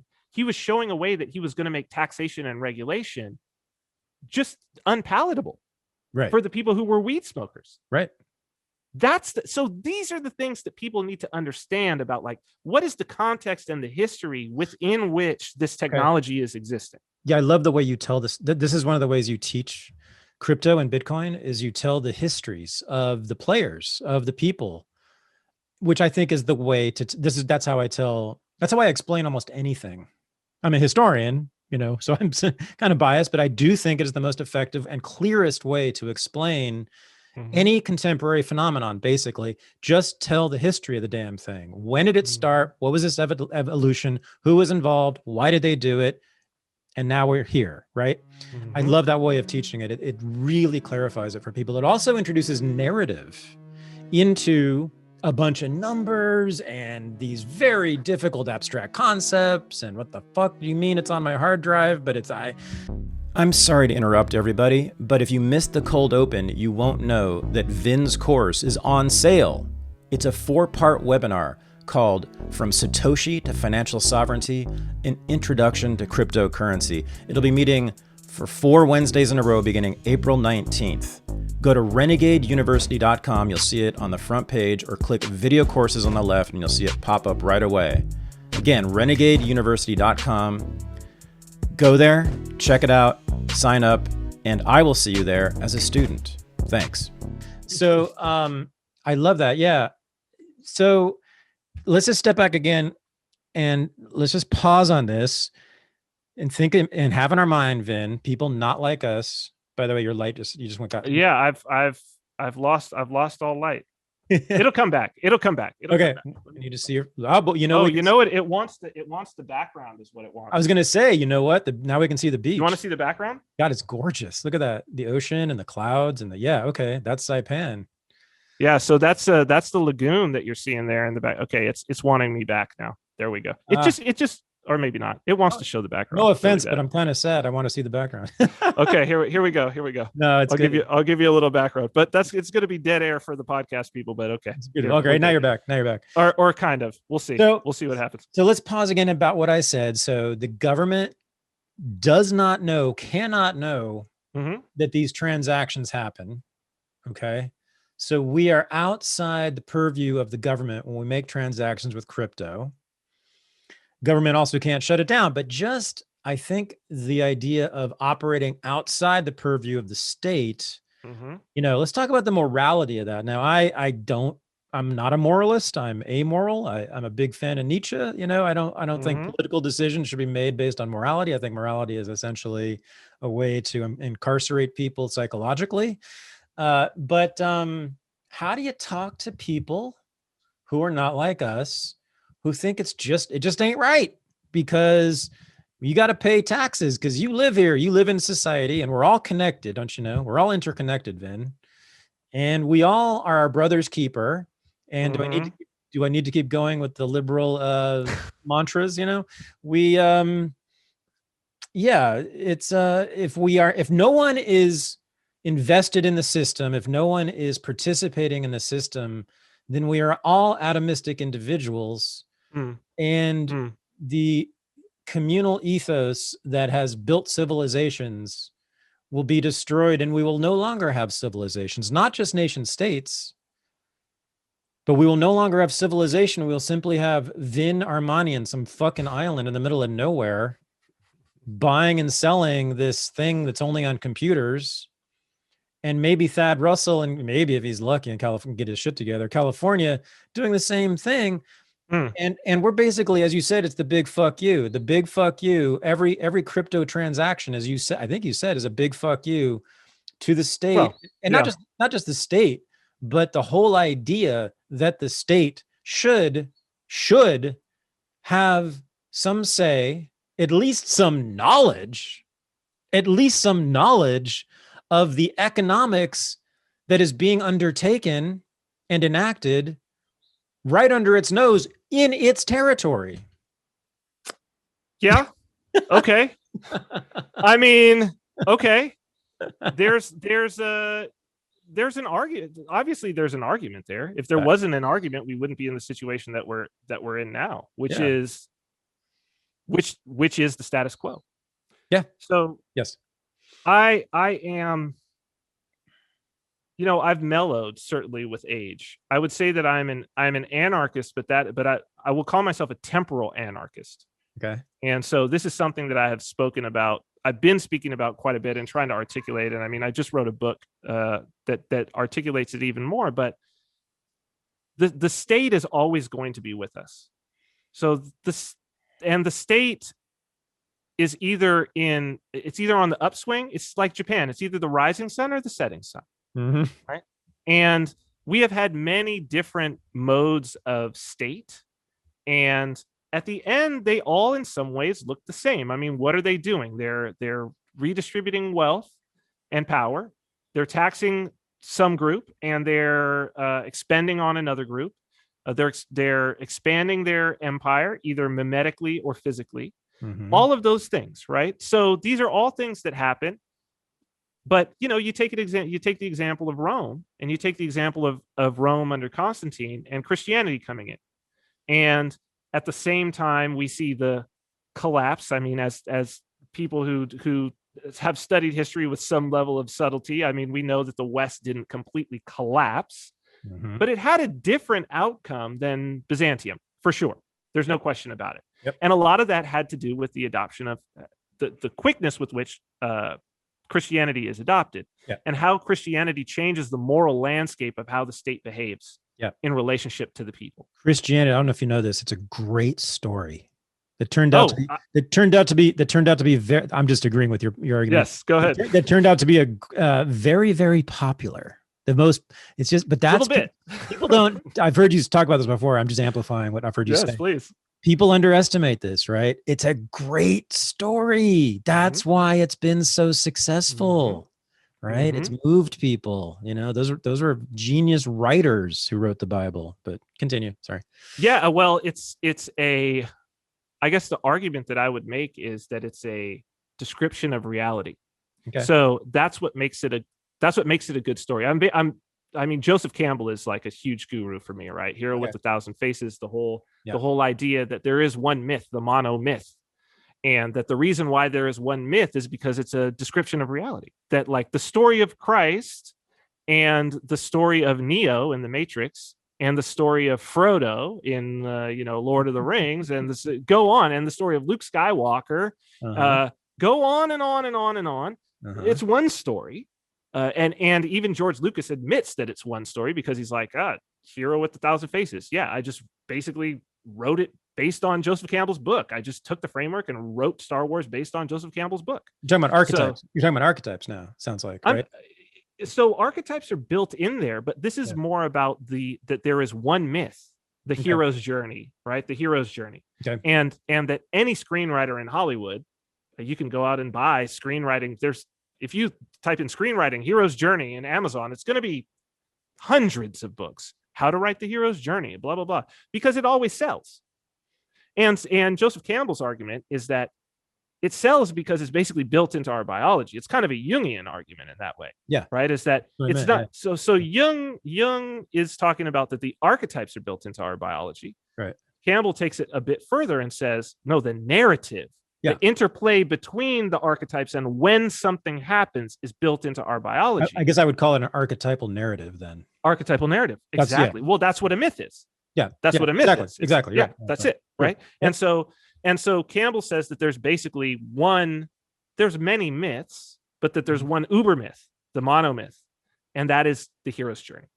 And so it's like, why are the Marvel movies so big? Well, they're all the same story. If you go and you look, sometimes it's done very well. Sometimes it's not. I remember there was a show. Oh man, I think it might've been called Pause or something like that. It was on for maybe 1 or 2 seasons. It was a network show where years ago, sci-fi, where all of the electricity goes out in this world, and then these people are surviving, and it's sort of post-apocalyptic or whatever. And I saw, they're doing hero's journey, and I remember sitting with my brother and his girlfriend, and I said, okay. I was like, the next scene will be in a bar. It'll be in a bar, and they'll meet somebody there who's going to give them a key for the next thing on their journey. And they're like, what? Have you seen this? And I was like, they're like, it's brand new. Scene goes down because it was poorly written hero's journey, right? It was like formulaic, but I saw it already, right? Because they had just done the formula so shittily that they weren't even hiding it. And then the next scene, sure enough, here's a bar. They meet the bar, come upstairs with me, and then they go upstairs, and it's like, well, that's the beginning of Star Wars. Yep. Right? It's the beginning of Star Wars. Yeah. It's the beginning of Lord of the Rings, where the prancing pony or whatever. They have to travel to a bar. That's the first thing that they do. It's the same story. It's over and over and over and over again. Right. Yeah. And it's not even that these people had read Campbell. It's not like Tolkien had read Campbell. It's like, if you have the narrative built deep into you, if you're a great storyteller, you always tell this story because it's in our DNA. This is Campbell's argument. Well, see, okay, so this is we're veering off a little bit, but this is such an important question for me, just in general. Go ahead. I've been meaning to ask one of three people this question, okay, and one of them sitting in front. The people are Joseph Campbell. No, four people: Carl Jung, Joseph Campbell, Jordan Peterson, and Vin Armani. Oh, okay. Now, so you guys tell me. Now you're going to speak for all of them. You guys tell me, and this is not a challenge. This is a really open, honest question. Go for it. What I'm just truly curious, and I haven't studied Jung, but I know I've heard a lot of Jungians talk, and I get the basic gist. How do you, why is it that certain archetypes stick and certain archetypal myths stick? Why? I want a really, really solid causal explanation for this. Don't just say because the hero myth existed here, and here over history, it's been successful. Oh no, that's not the answer, and that's not the Jungian answer either. No, well, okay. No. I mean, don't just say that it's it's successful. It's successful, right? That's just that's what Jordan Peterson would say, something like that. I want an actual argument. I want an actual causal argument, which is the hardest thing to make. Okay, by the way, this is a very, very high bar here. I'm putting before you, but sure. What do you think? I mean, just speculate if you don't have evidence or something. No, I think I have a pretty good idea. So, and I'll try to bridge the material and the mystical, which is what I've been trying to do as of late in my work. Yeah. Because I think that this is important, and I think that Jordan Peterson actually doesn't do it all that well. I have to be honest with you. And I think that the reason he doesn't do it all that well, unfortunately, and it's also the reason why he has experienced the suffering, I believe, that he's experienced in the last year or so. Man, I got to say, quick interjection. When I saw, sorry again, but when I saw Jordan Peterson skyrocketing, in the first year or two, when he just took way off the whole time, I mean, I admit sometimes I'm envious of people like that who do essentially what I do and become giant, famous, super rich. But I looked at him and I felt bad for him. And I'm talking about when he was on the way up. I'm not talking about when he ended up in Russia in a coma. I'm talking about when he was the shit. I thought also you could sort of see it in him. You could just see that he was barely hanging on in some ways. But that was, I knew that rocket was going to blow up eventually because it was just going way too fast. It reminded me of the Challenger, whichever space shuttle blew up in the 80s. Yeah, but anyway, sorry, continue. No, I totally agree. And it goes to, I said that, I mean, I've got tweets out there that I was like, look, man, having been a celebrity, right. Yeah, like having been on a reality show. Right. You had a similar meteoric rise there for a minute. Believe me, I've seen, well, I'll give you an example. One of the co-stars of my, of the show, he was only on for 3 seasons though, who was considered like one of the more spiritual, like Tantra, like Indian type of guy. He's in jail right now for murder. He beat a woman to death while they were in the middle of a mushroom trip because I don't know, he thought some demon was possessing her or something. So, but it just tells you that it's like, I watched and I knew, but part of it is with Peterson, why he's gone through this and why I don't think he can bridge this gap very well is he is not a mystic at all. He is not someone who has delved into that. The person that I really defer to, Jung was a mystic. Yes. Right. And actively participated in mysticism. From alchemy to shamanic practice. But Peterson's a Jungian. He's a Jungian. He's an academic Jungian.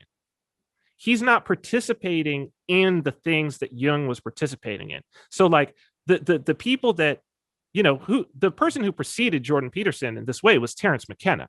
Yeah. Right. So he's the previous generation. He died in the 90s, but like he's certainly the previous generations enough for me that I was a teenager when McKenna was there. And now I can really listen to him because on YouTube, he was participating in it. So not only was he able to speak at an academic materialist level, he was doing the psilocybin. He was going and doing the yage and the ayahuasca. He was participating in meditation. He was going into Jordan Peterson doesn't do any of that. Okay. Right. So when he talks about Jung, he talks about Jung as a reader of Jung. And this is where it goes back to when I'm talking about a description of reality and why I say calling it a story is what Jordan Peterson would do. Yeah, it's to call it a story. Purely intellectual for him. Right. Okay. But the question is something a story if what you're doing is describing an experience? Because what happens when you describe an actual experience that you've had is people who have had that experience know immediately whether or not you are describing it. It's like, I was there. It's like if I've been in your house and I say, oh, you've got this over here, this over here, this over here. And you look at me and you're like, dude, when were you in my house? When were you in my, there's no question of whether or not I was in your house because of the way that I describe it. And so to take that analogy and why does some stories stick and why does some archetypes stick? Jung is describing, and the people, the shamans who describe these archetypes, who describe these spirits, who describe things that they've seen when they've traveled into the astral, when they've done massive psychedelic trips and whatnot. The reason why it resonates with people is because at some level, people have seen these things, whether they know or not. They've seen them in their dreams. They've thought them in their private time. They've seen a connection. And what these people have done is they've moved into a space where that which is operating in our subconscious, the little things that shine forth as value, right? The connections that we've seen as parents, as we've watched our children grow and we've watched their consciousness develop, little intimations of things. These people describe something and we say, you've been in my house here. You've been in my house. And Jordan Peterson, even just by reading Jung, even just by academically being able to talk about Jung, and this goes back to the Bible and the story of the Bible, right? Is that it's like you can have a preacher who's so involved in scripture, they know scripture front to back, and here's a situation and they're going to quote you scripture and you're like, that scripture's been in my house. Like it's describing something that's happening with me. But the people who wrote that had moved into they were doing the practice of early Christians is very different than Christianity today. They didn't have a New Testament. Hundreds of years, there was no New Testament. They had the liturgy. They took communion as ritual. It was ritual. They were participating in a mystical experience that then why are we all describing the same thing? I've done ayahuasca probably about 15 times. And that's one of the things that I would say, it's going to be a very important thing in 20 years that you're going to see the number of people who make a difference in the next 20 years. And when you see the through line of ayahuasca, you're going to be like, oh, this is interesting. Really? One of the reasons why is because it makes the mystical self-evident.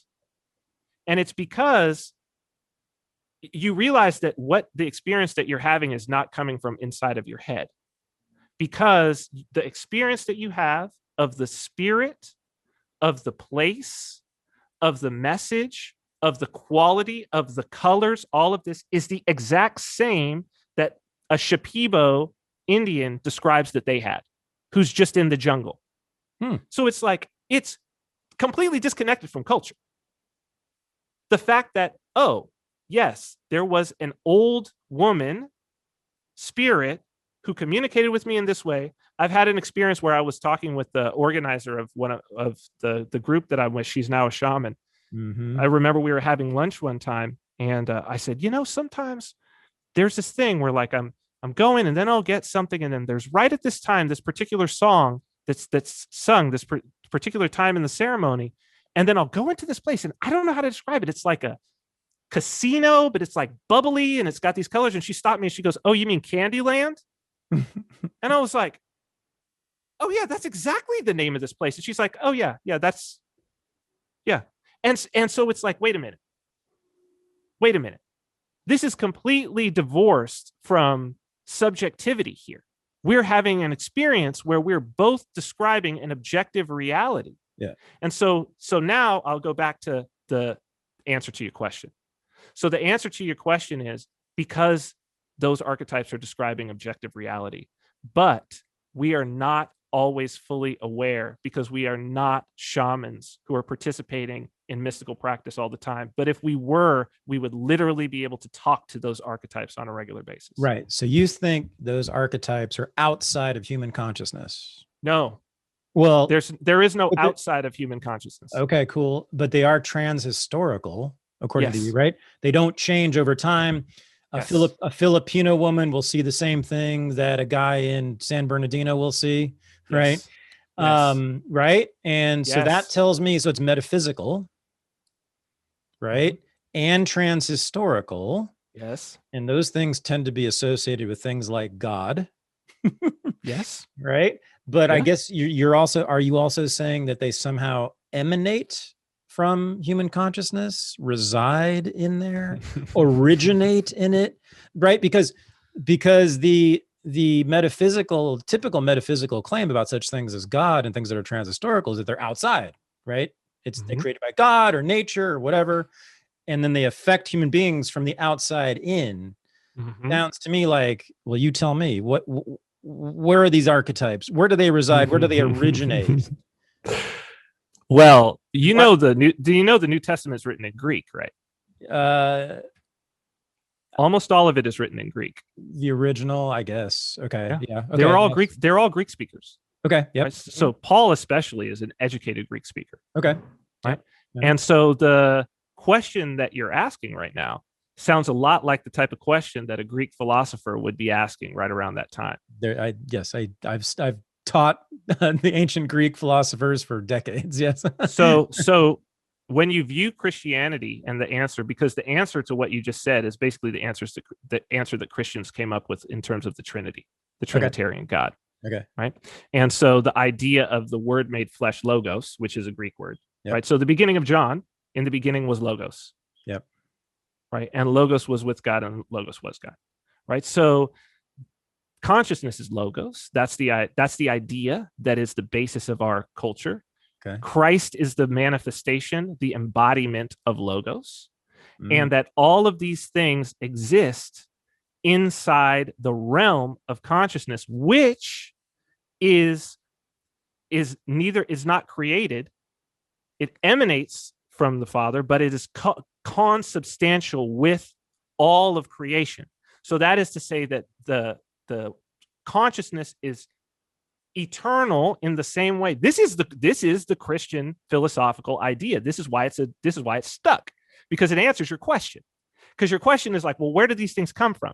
Yeah. And it's like, well, they are a piece of logos in the same way that all of this that you see out here that's in the physical world is also logos because it has meaning to it, right? So this is Peterson, right? But the meaning of it, but the objective reality, a materialist is still like, even outside, tree falls in the forest, all this bullshit, right? They're still like, there's still a world there. Well, that's the Father, right? And then there's still potentiality. Well, that's the Holy Spirit, the randomness, okay? But the consciousness in the meaning is logos. Where do all of these things come from? Logos. And then the idea of like, well, how do I reach in and have a scientific experiment? How do I reach in and know the universe? Yeah. Well, I have to go through logos. Yeah. No one comes to the Father but through me. I am the way so you can't get to the material world with any substantial meaning except passing through logos. And Christ says, I am logos.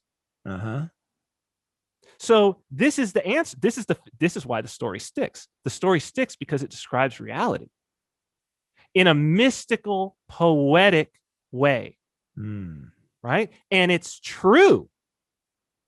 It's true. You can't describe reality except through consciousness, except through language, except through meaning. Mhm. You can't explore the material world except through those things. Otherwise, there's nothing there. There's nothing there. This is going to have to be another episode. Because this is what I've become sort of famous for arguing about. But we have so much more to talk about. Yes. But it does sound like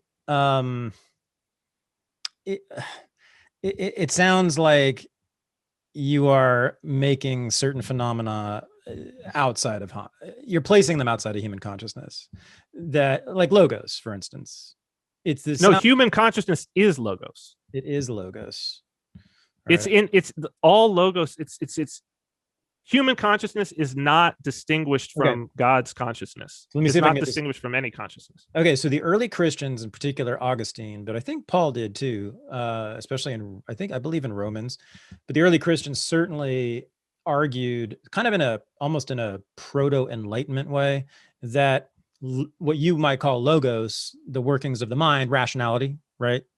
The rational mind, that's how you get to God. Maybe. Yeah, maybe logos would be contained within rationality, but that would be like a piece of the phenomena that we're describing when we say logos. But for the early Christians, they believed that what also might be called the intellect, I suppose, is the way to get to God, right?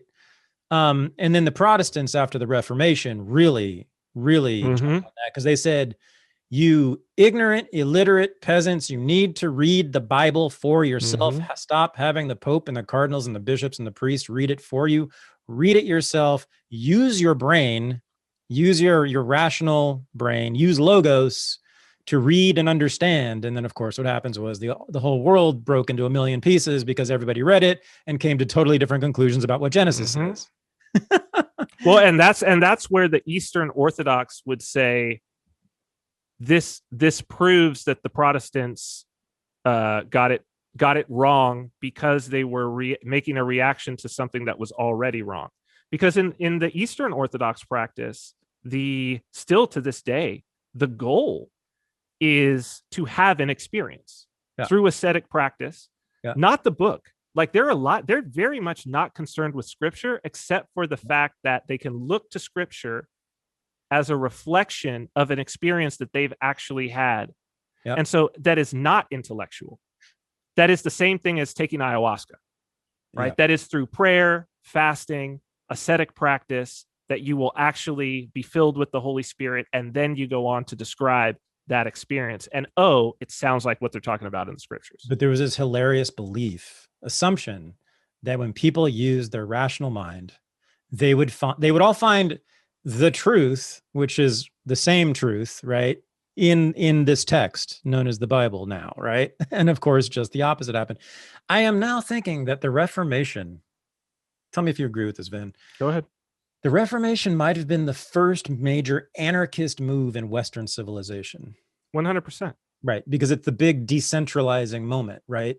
We decentralize from one authority that controls truth. And not just truth, but governments all over the world, right? And then all of a sudden they're like, no, we're going to read it for ourselves. We're going to do it for ourselves. It's going to be DIY religion now. And turns out when we all read the same text, we almost all come to totally different conclusions about what it means. And then on top of that, they made another anarchist move, of course, which was to establish their own little sub-religions. And their own denominations and their own churches and their own physical places where they would go meet and totally disagree with the church right next door. And that's why today there are how many versions of Protestantism with active memberships and churches, all over the world? Like it's infinite, because there's one being created right now.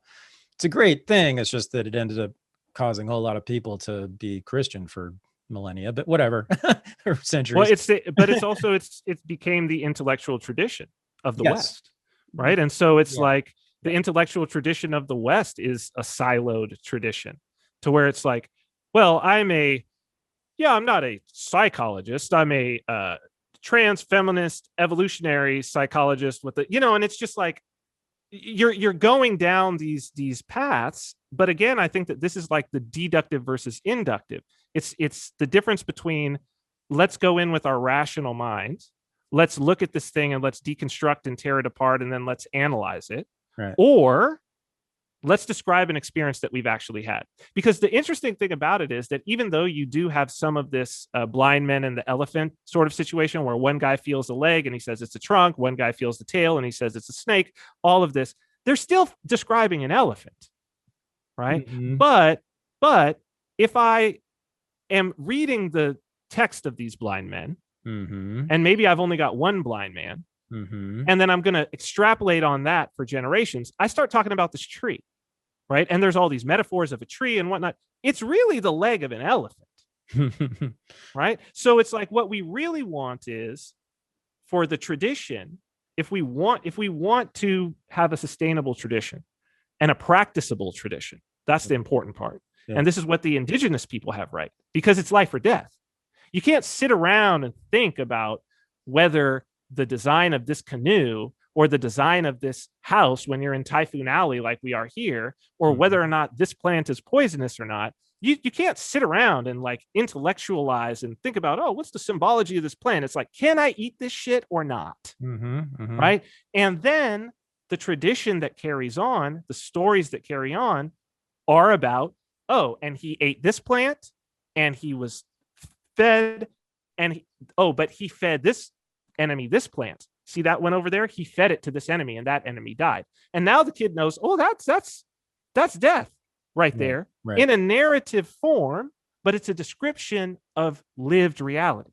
Yeah. And so that's the difference, really. And I've only really just learned this recently, and it's unfortunate. I don't know how it was kept away from me, but it's probably because I'm in the West and I don't speak Russian and I don't speak Greek, although my children are baptized Russian Orthodox. Mm-hmm.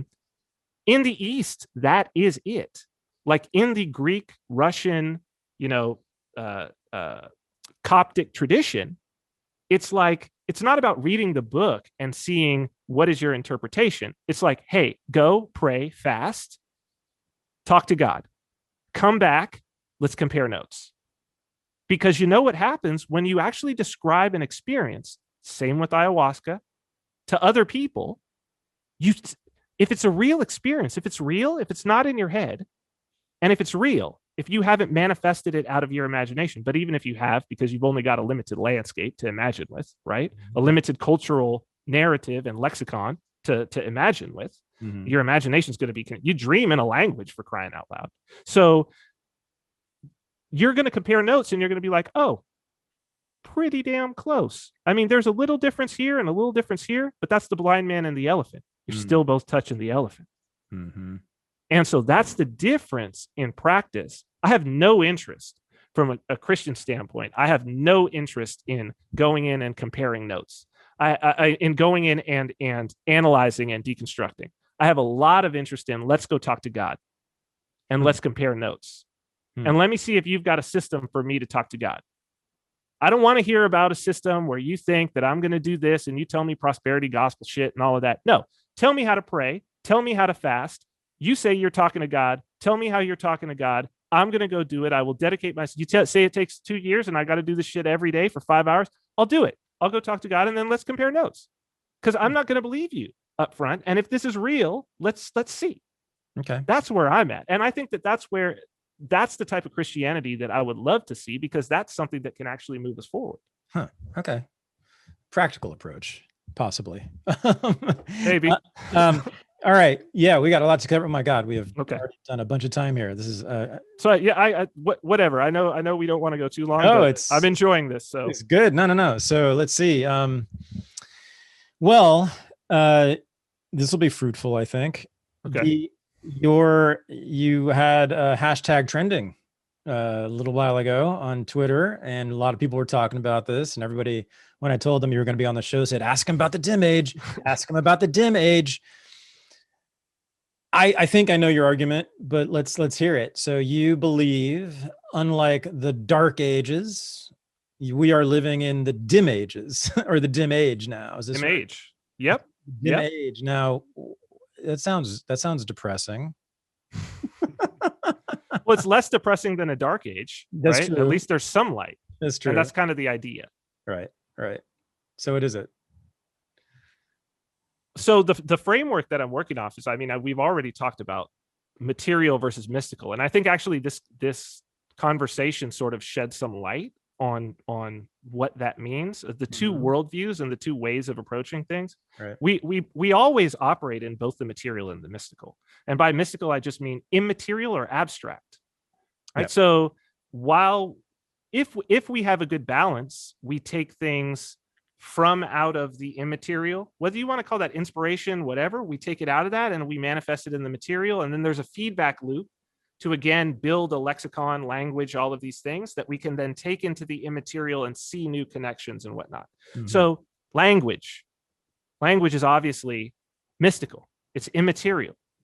These are just mouth noises. There's nothing objective about the meaning of this mouth noise. And if you don't speak English, we've just been going rah, rah, rah at each other for the last 2 hours. Hold on. You mean to say that you believe that language is not an avenue to the truth?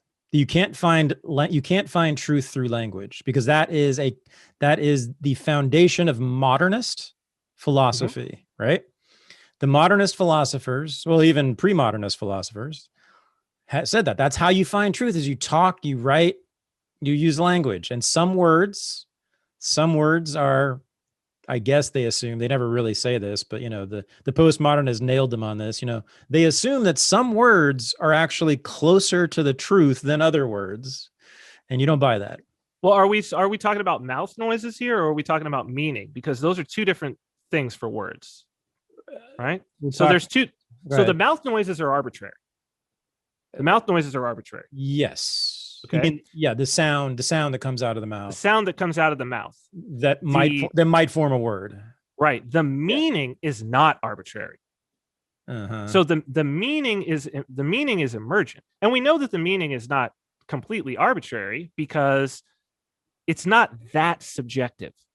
There's going to be thousands of people that watch this, and they're not going to walk away with me having said very different than I've said. There will be some nuance and some context that will come from out of their own experience that will draw on things that I've said. Their memory may not be fantastic. Some may be memory better, but the general gist of what I've said and the meaning underneath it is not going to be that. It can't be that different, because if it was that different, we would not be able to live together. Are you kidding? Have you not read YouTube comments? Are you out of your mind? What are you talking about? So there's a difference there. There's a difference there. Like there's a quantitative versus qualitative, right? I didn't say that people wouldn't feel differently about what I had said. Okay. Or that they wouldn't ascribe different intent to what I've said. Okay. Right? What I said was that the actual words, the meaning of the words that I've said is not going to be different. Now, how they feel about that is going to be different. Okay. Right. So it's like this. If I say the Lakers are the greatest basketball team throughout NBA history. Right. Yep. Well, depending upon whether or not you are a big fan, whether or not you are whether you're a Chicago Bulls fan, whether you're a Warriors fan, right? Whatever it is, it's going to evoke different emotions for you, me saying that. But there's not a question amongst all of those people of what it is that I just said. Yeah, there is. Of the meaning of what I just said. Yeah, there is. Because they're going to, many will assume you're a fan of the Los Angeles Lakers when you might not. Well, but that's intent. That's intent. Oh, right. Okay. So that's the qualitative nature of it. Okay. That's what their perspective and drawing back into the quality of what I said. In other words, the background of what I said, why. Well, you're making okay, but they could also say it's not an objective claim, because then they would just go win-loss percentages and stuff like that, right? It's not an objective claim, but that still is qualitative. That's not quantitative, right? Because I've made a statement, and the statement that they know what that state. I'm talking about just the meaning of the words.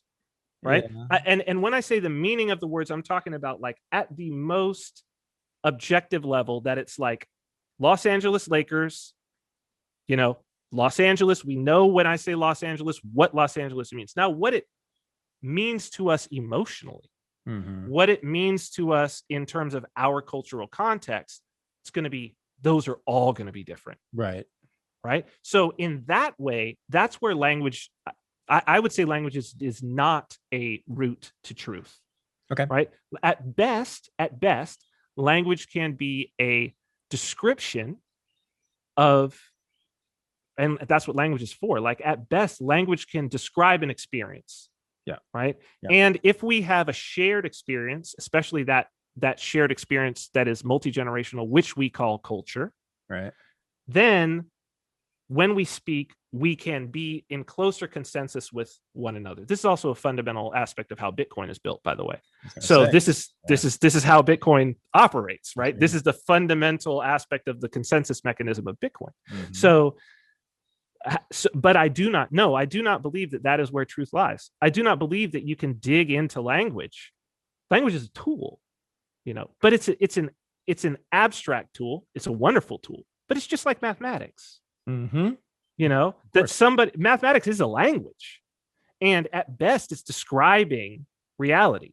Right. At best it's describing reality. Agreed. Right. Agreed. Yes. And if we're really good at it, we can make some predictions. It can help us to make some predictions about what we might expect to happen in the future. But even the best mathematician or physicist says, well, but it's not 100%. Yep. Right. Because the truth is actually in the 0.000000001%, the mystic would call that the mystery, right? Or they might call that the manifestation of the Holy Spirit. They might say, that's how you get a virgin birth, right? That's what that is describing in a metaphor, right? Mm-hmm. Is that the Holy Spirit is the exception to the rule. And that's the thing that we'll never be able to predict. That's the limit of human consciousness right there. That's the limit of language. That's the limit of our material tools.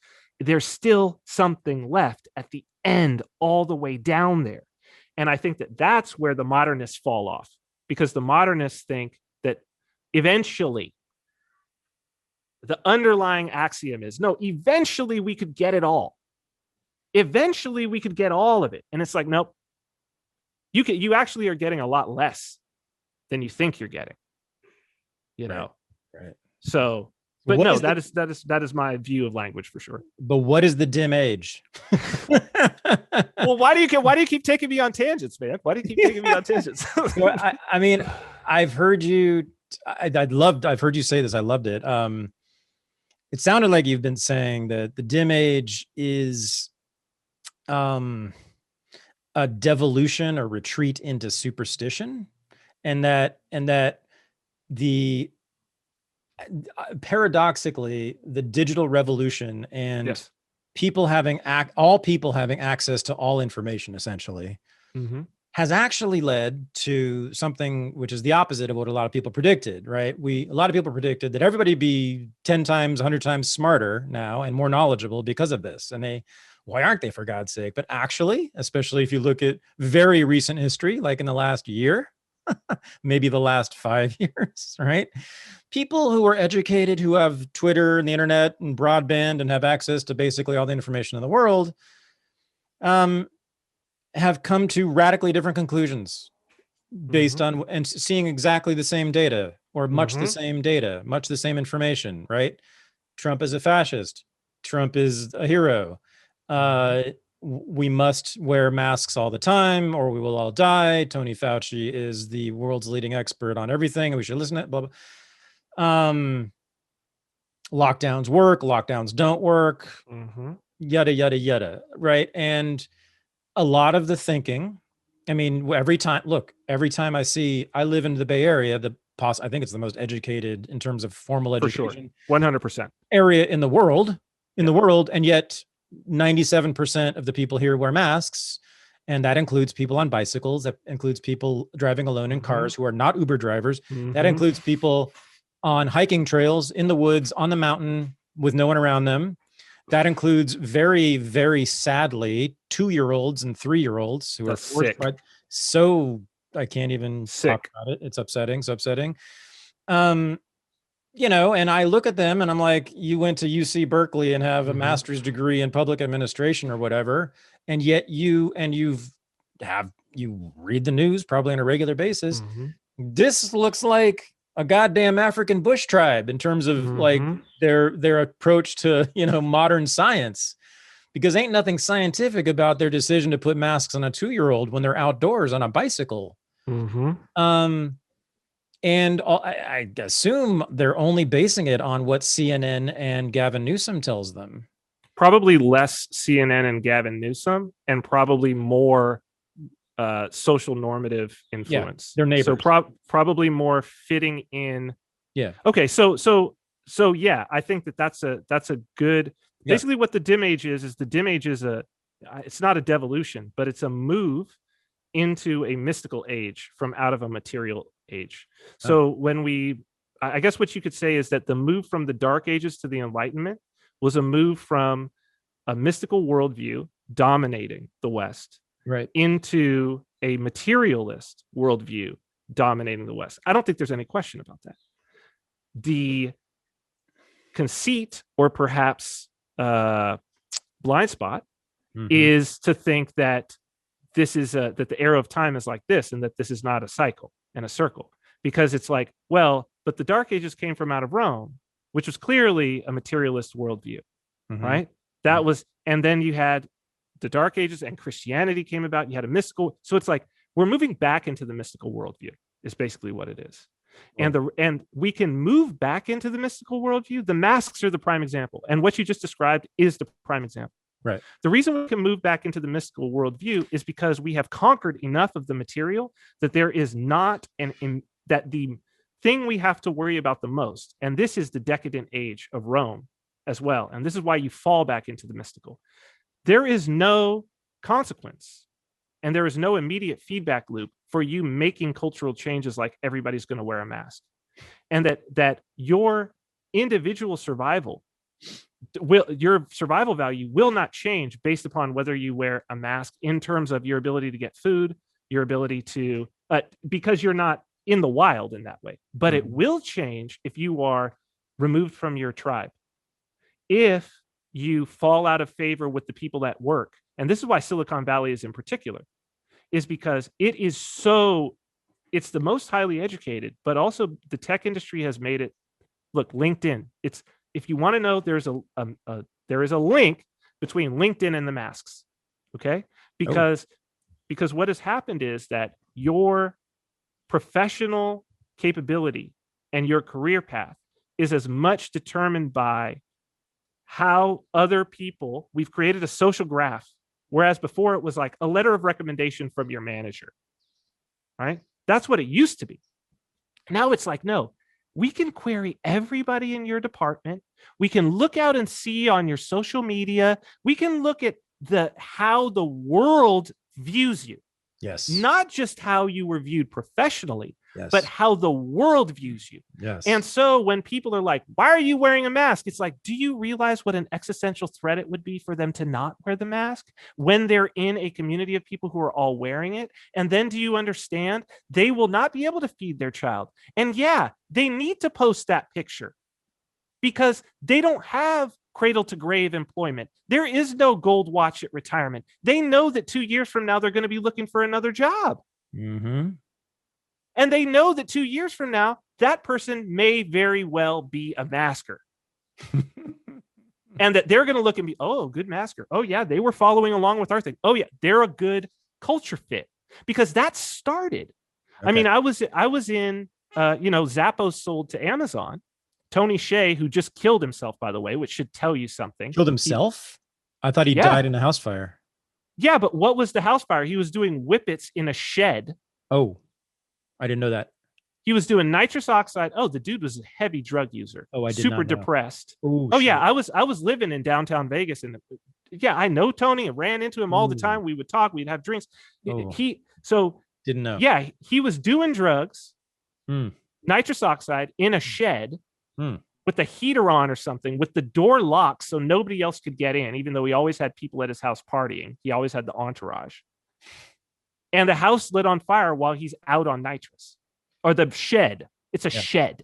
Right. Lights on fire while he's out on nitrous. That's killing yourself. Damn. Okay? Okay, yeah. Now, mind you, this is a guy who wrote a book all about, it's called Delivering Happiness. I know. For crying out loud.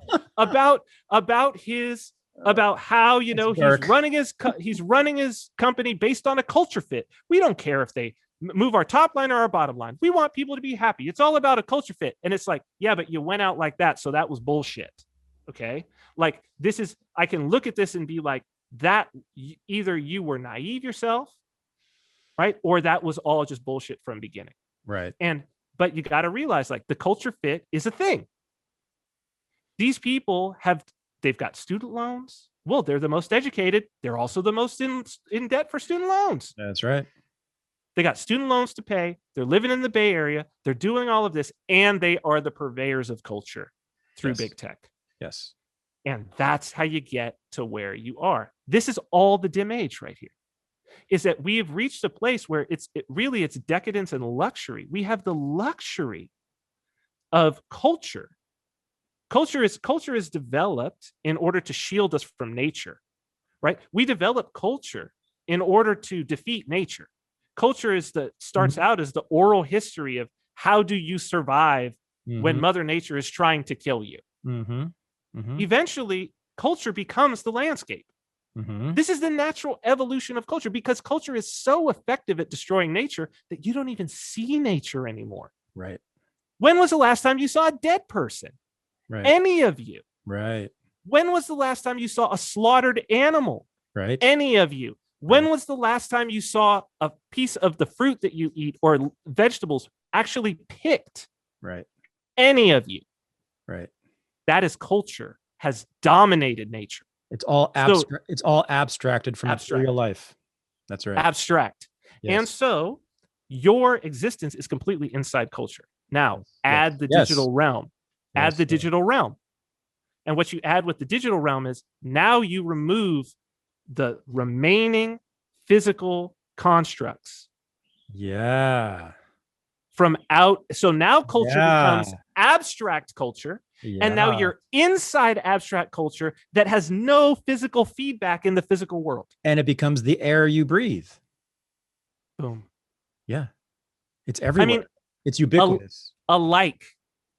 Likes. That is a real thing that people are really concerned about, that people would kill themselves over. A number in a database going up has real meaning to someone in their life. And it can actually be the difference between, do they pay the rent today or not? Right. Do they eat this month or not? There are people who that is real for. Or do they kill themselves or not? Or not.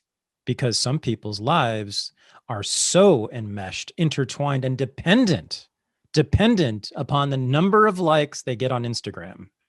So a like is mystical. Yeah. I got you. So what my argument is look at the totality of our lives. Okay. Look at what we're doing right now. This is, I'm a software developer, and I can describe to you maybe one, and I've worked in streaming media. I can describe to you maybe 1% of everything that is taking place at a technical level to enable what's happening between the two of us right now.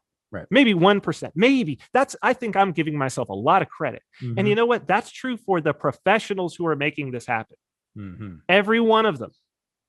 So, and that's just on this. And that's something I know. Never mind even so simple as, how do you make this plastic? Right. And then how is it molded into, and not just like, oh, I saw a documentary and it does this. No, go do it. Yeah. Really? Right? Because your ancestors, if I saw something in their house and I said, how do you make this bow? They would walk me out and make a bow. How did you make this pottery? Go ask grandmother and she'll go and actually make it. Right. Gotcha. Right. So this may as well have been manifested from out of Mordor. This whole thing that we're doing right now may as well be Gandalf with the staff. Yeah. From all that I know, it looks like magic, doesn't it? Well, it's not that it looks like it. It is magic. Feels like it. Yeah. To the core of our being. Yeah. Right. Right. And so when you have so that's the landscape. You have an entire generation that is living in a magical world. And every generation that comes is living in a world of magic that is as magical as Lord of the Rings or anything that you would read about. It's not even technological. That's the thing. It's not even technological, because you go back to like William Gibson's Cyberpunk and all of that. You go and watch like that Keanu Reeves movie, Johnny Mnemonic, and there's always this sort of idea that there's this group, this underground group, and they have all this tech, like they've got the dolphin hooked up in this thing, and you're like, oh, these people made that. No, we don't. See, there isn't that group. There isn't the group that can make all the shit and then like, oh, we're gonna make we're this rebel group that made our own spaceship. That's in William Gibson. That's the Babylon rocker. Yeah, the Rastas made their own spaceship. That doesn't exist. It's all magic. There's no group that has all the answers. It's all magic. Okay, so how does crypto fit into this? Because cryptocurrency seems to me to be the ultimate abstraction of reality. Except you can do everything in Bitcoin by hand. There actually are people who can do it. I was wondering about that. So are you wanting to go back to a pre-magical, pre-dim age where we're making our own, where we make our own shit and we understand not only where the milk came from, but we know how to go milk a cow? Like, do you we will go back. Oh, why? Because it's a cycle. Oh, just as we've moved from out of the material into the mystical, we will move once the mystical corrupts enough, which it's not even close. We will move from out of the mystical back into the material in exactly the same way that the Renaissance happened. So people the drive for the Renaissance was because the mystical worldview had corrupted to a point where it was no longer serving people. So people will get tired and dissatisfied of talking on Zoom, etc., communicating political ideas through Twitter, etc., talking about their grandparents on Facebook, etc. And you're saying, hopefully, I guess, that we will move more and more toward face-to-face communications, relationships. Is that it? More concrete. I'm not hoping for it. Concrete human. You're predicting more concrete human relations. Is that it? Emergent? Yeah, but not now.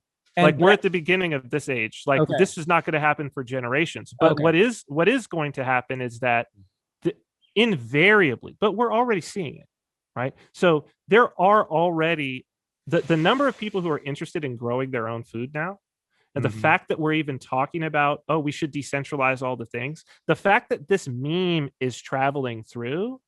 But you go back and you listen to Terrence McKenna and you listen to him talk about the internet in like 1994, 1995. There's no thought of decentralization. The way that it's moving, the trajectory that it's taking is perfectly fine at that time. Perfectly fine. So where's crypto taking us then? I mean, again, how does this relate? I'm not sure I heard an answer there. To the dim age? How does crypto relate to the dim age? Yeah. Does it facilitate the dim age or does it bring us out of it? It's a beginning manifestation of something that comes out of the material world, right? Of the material worldview for sure, because the cryptography and all of that is I mean, these were weapons, right? Developed basically in World War II. Yeah. It has now moved into this mystical space in the way that it's constructed. And you see that Bitcoin is creating even religions. And I mean, even the idea of, oh, buy it and the number goes up. If that's not superstition, I don't know what is, right? And so it's a material thing that has a mystical quality, but that also has the capability for an individual to fully understand it.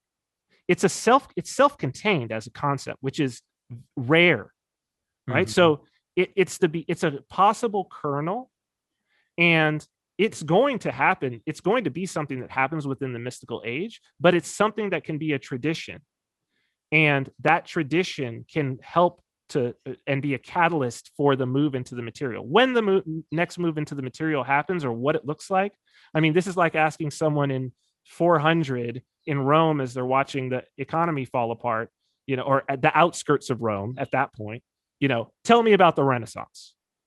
What's that going to look like? You know what I mean? It's like, what are you talking about, right? What is that? What is that? And of course, you couldn't even do that.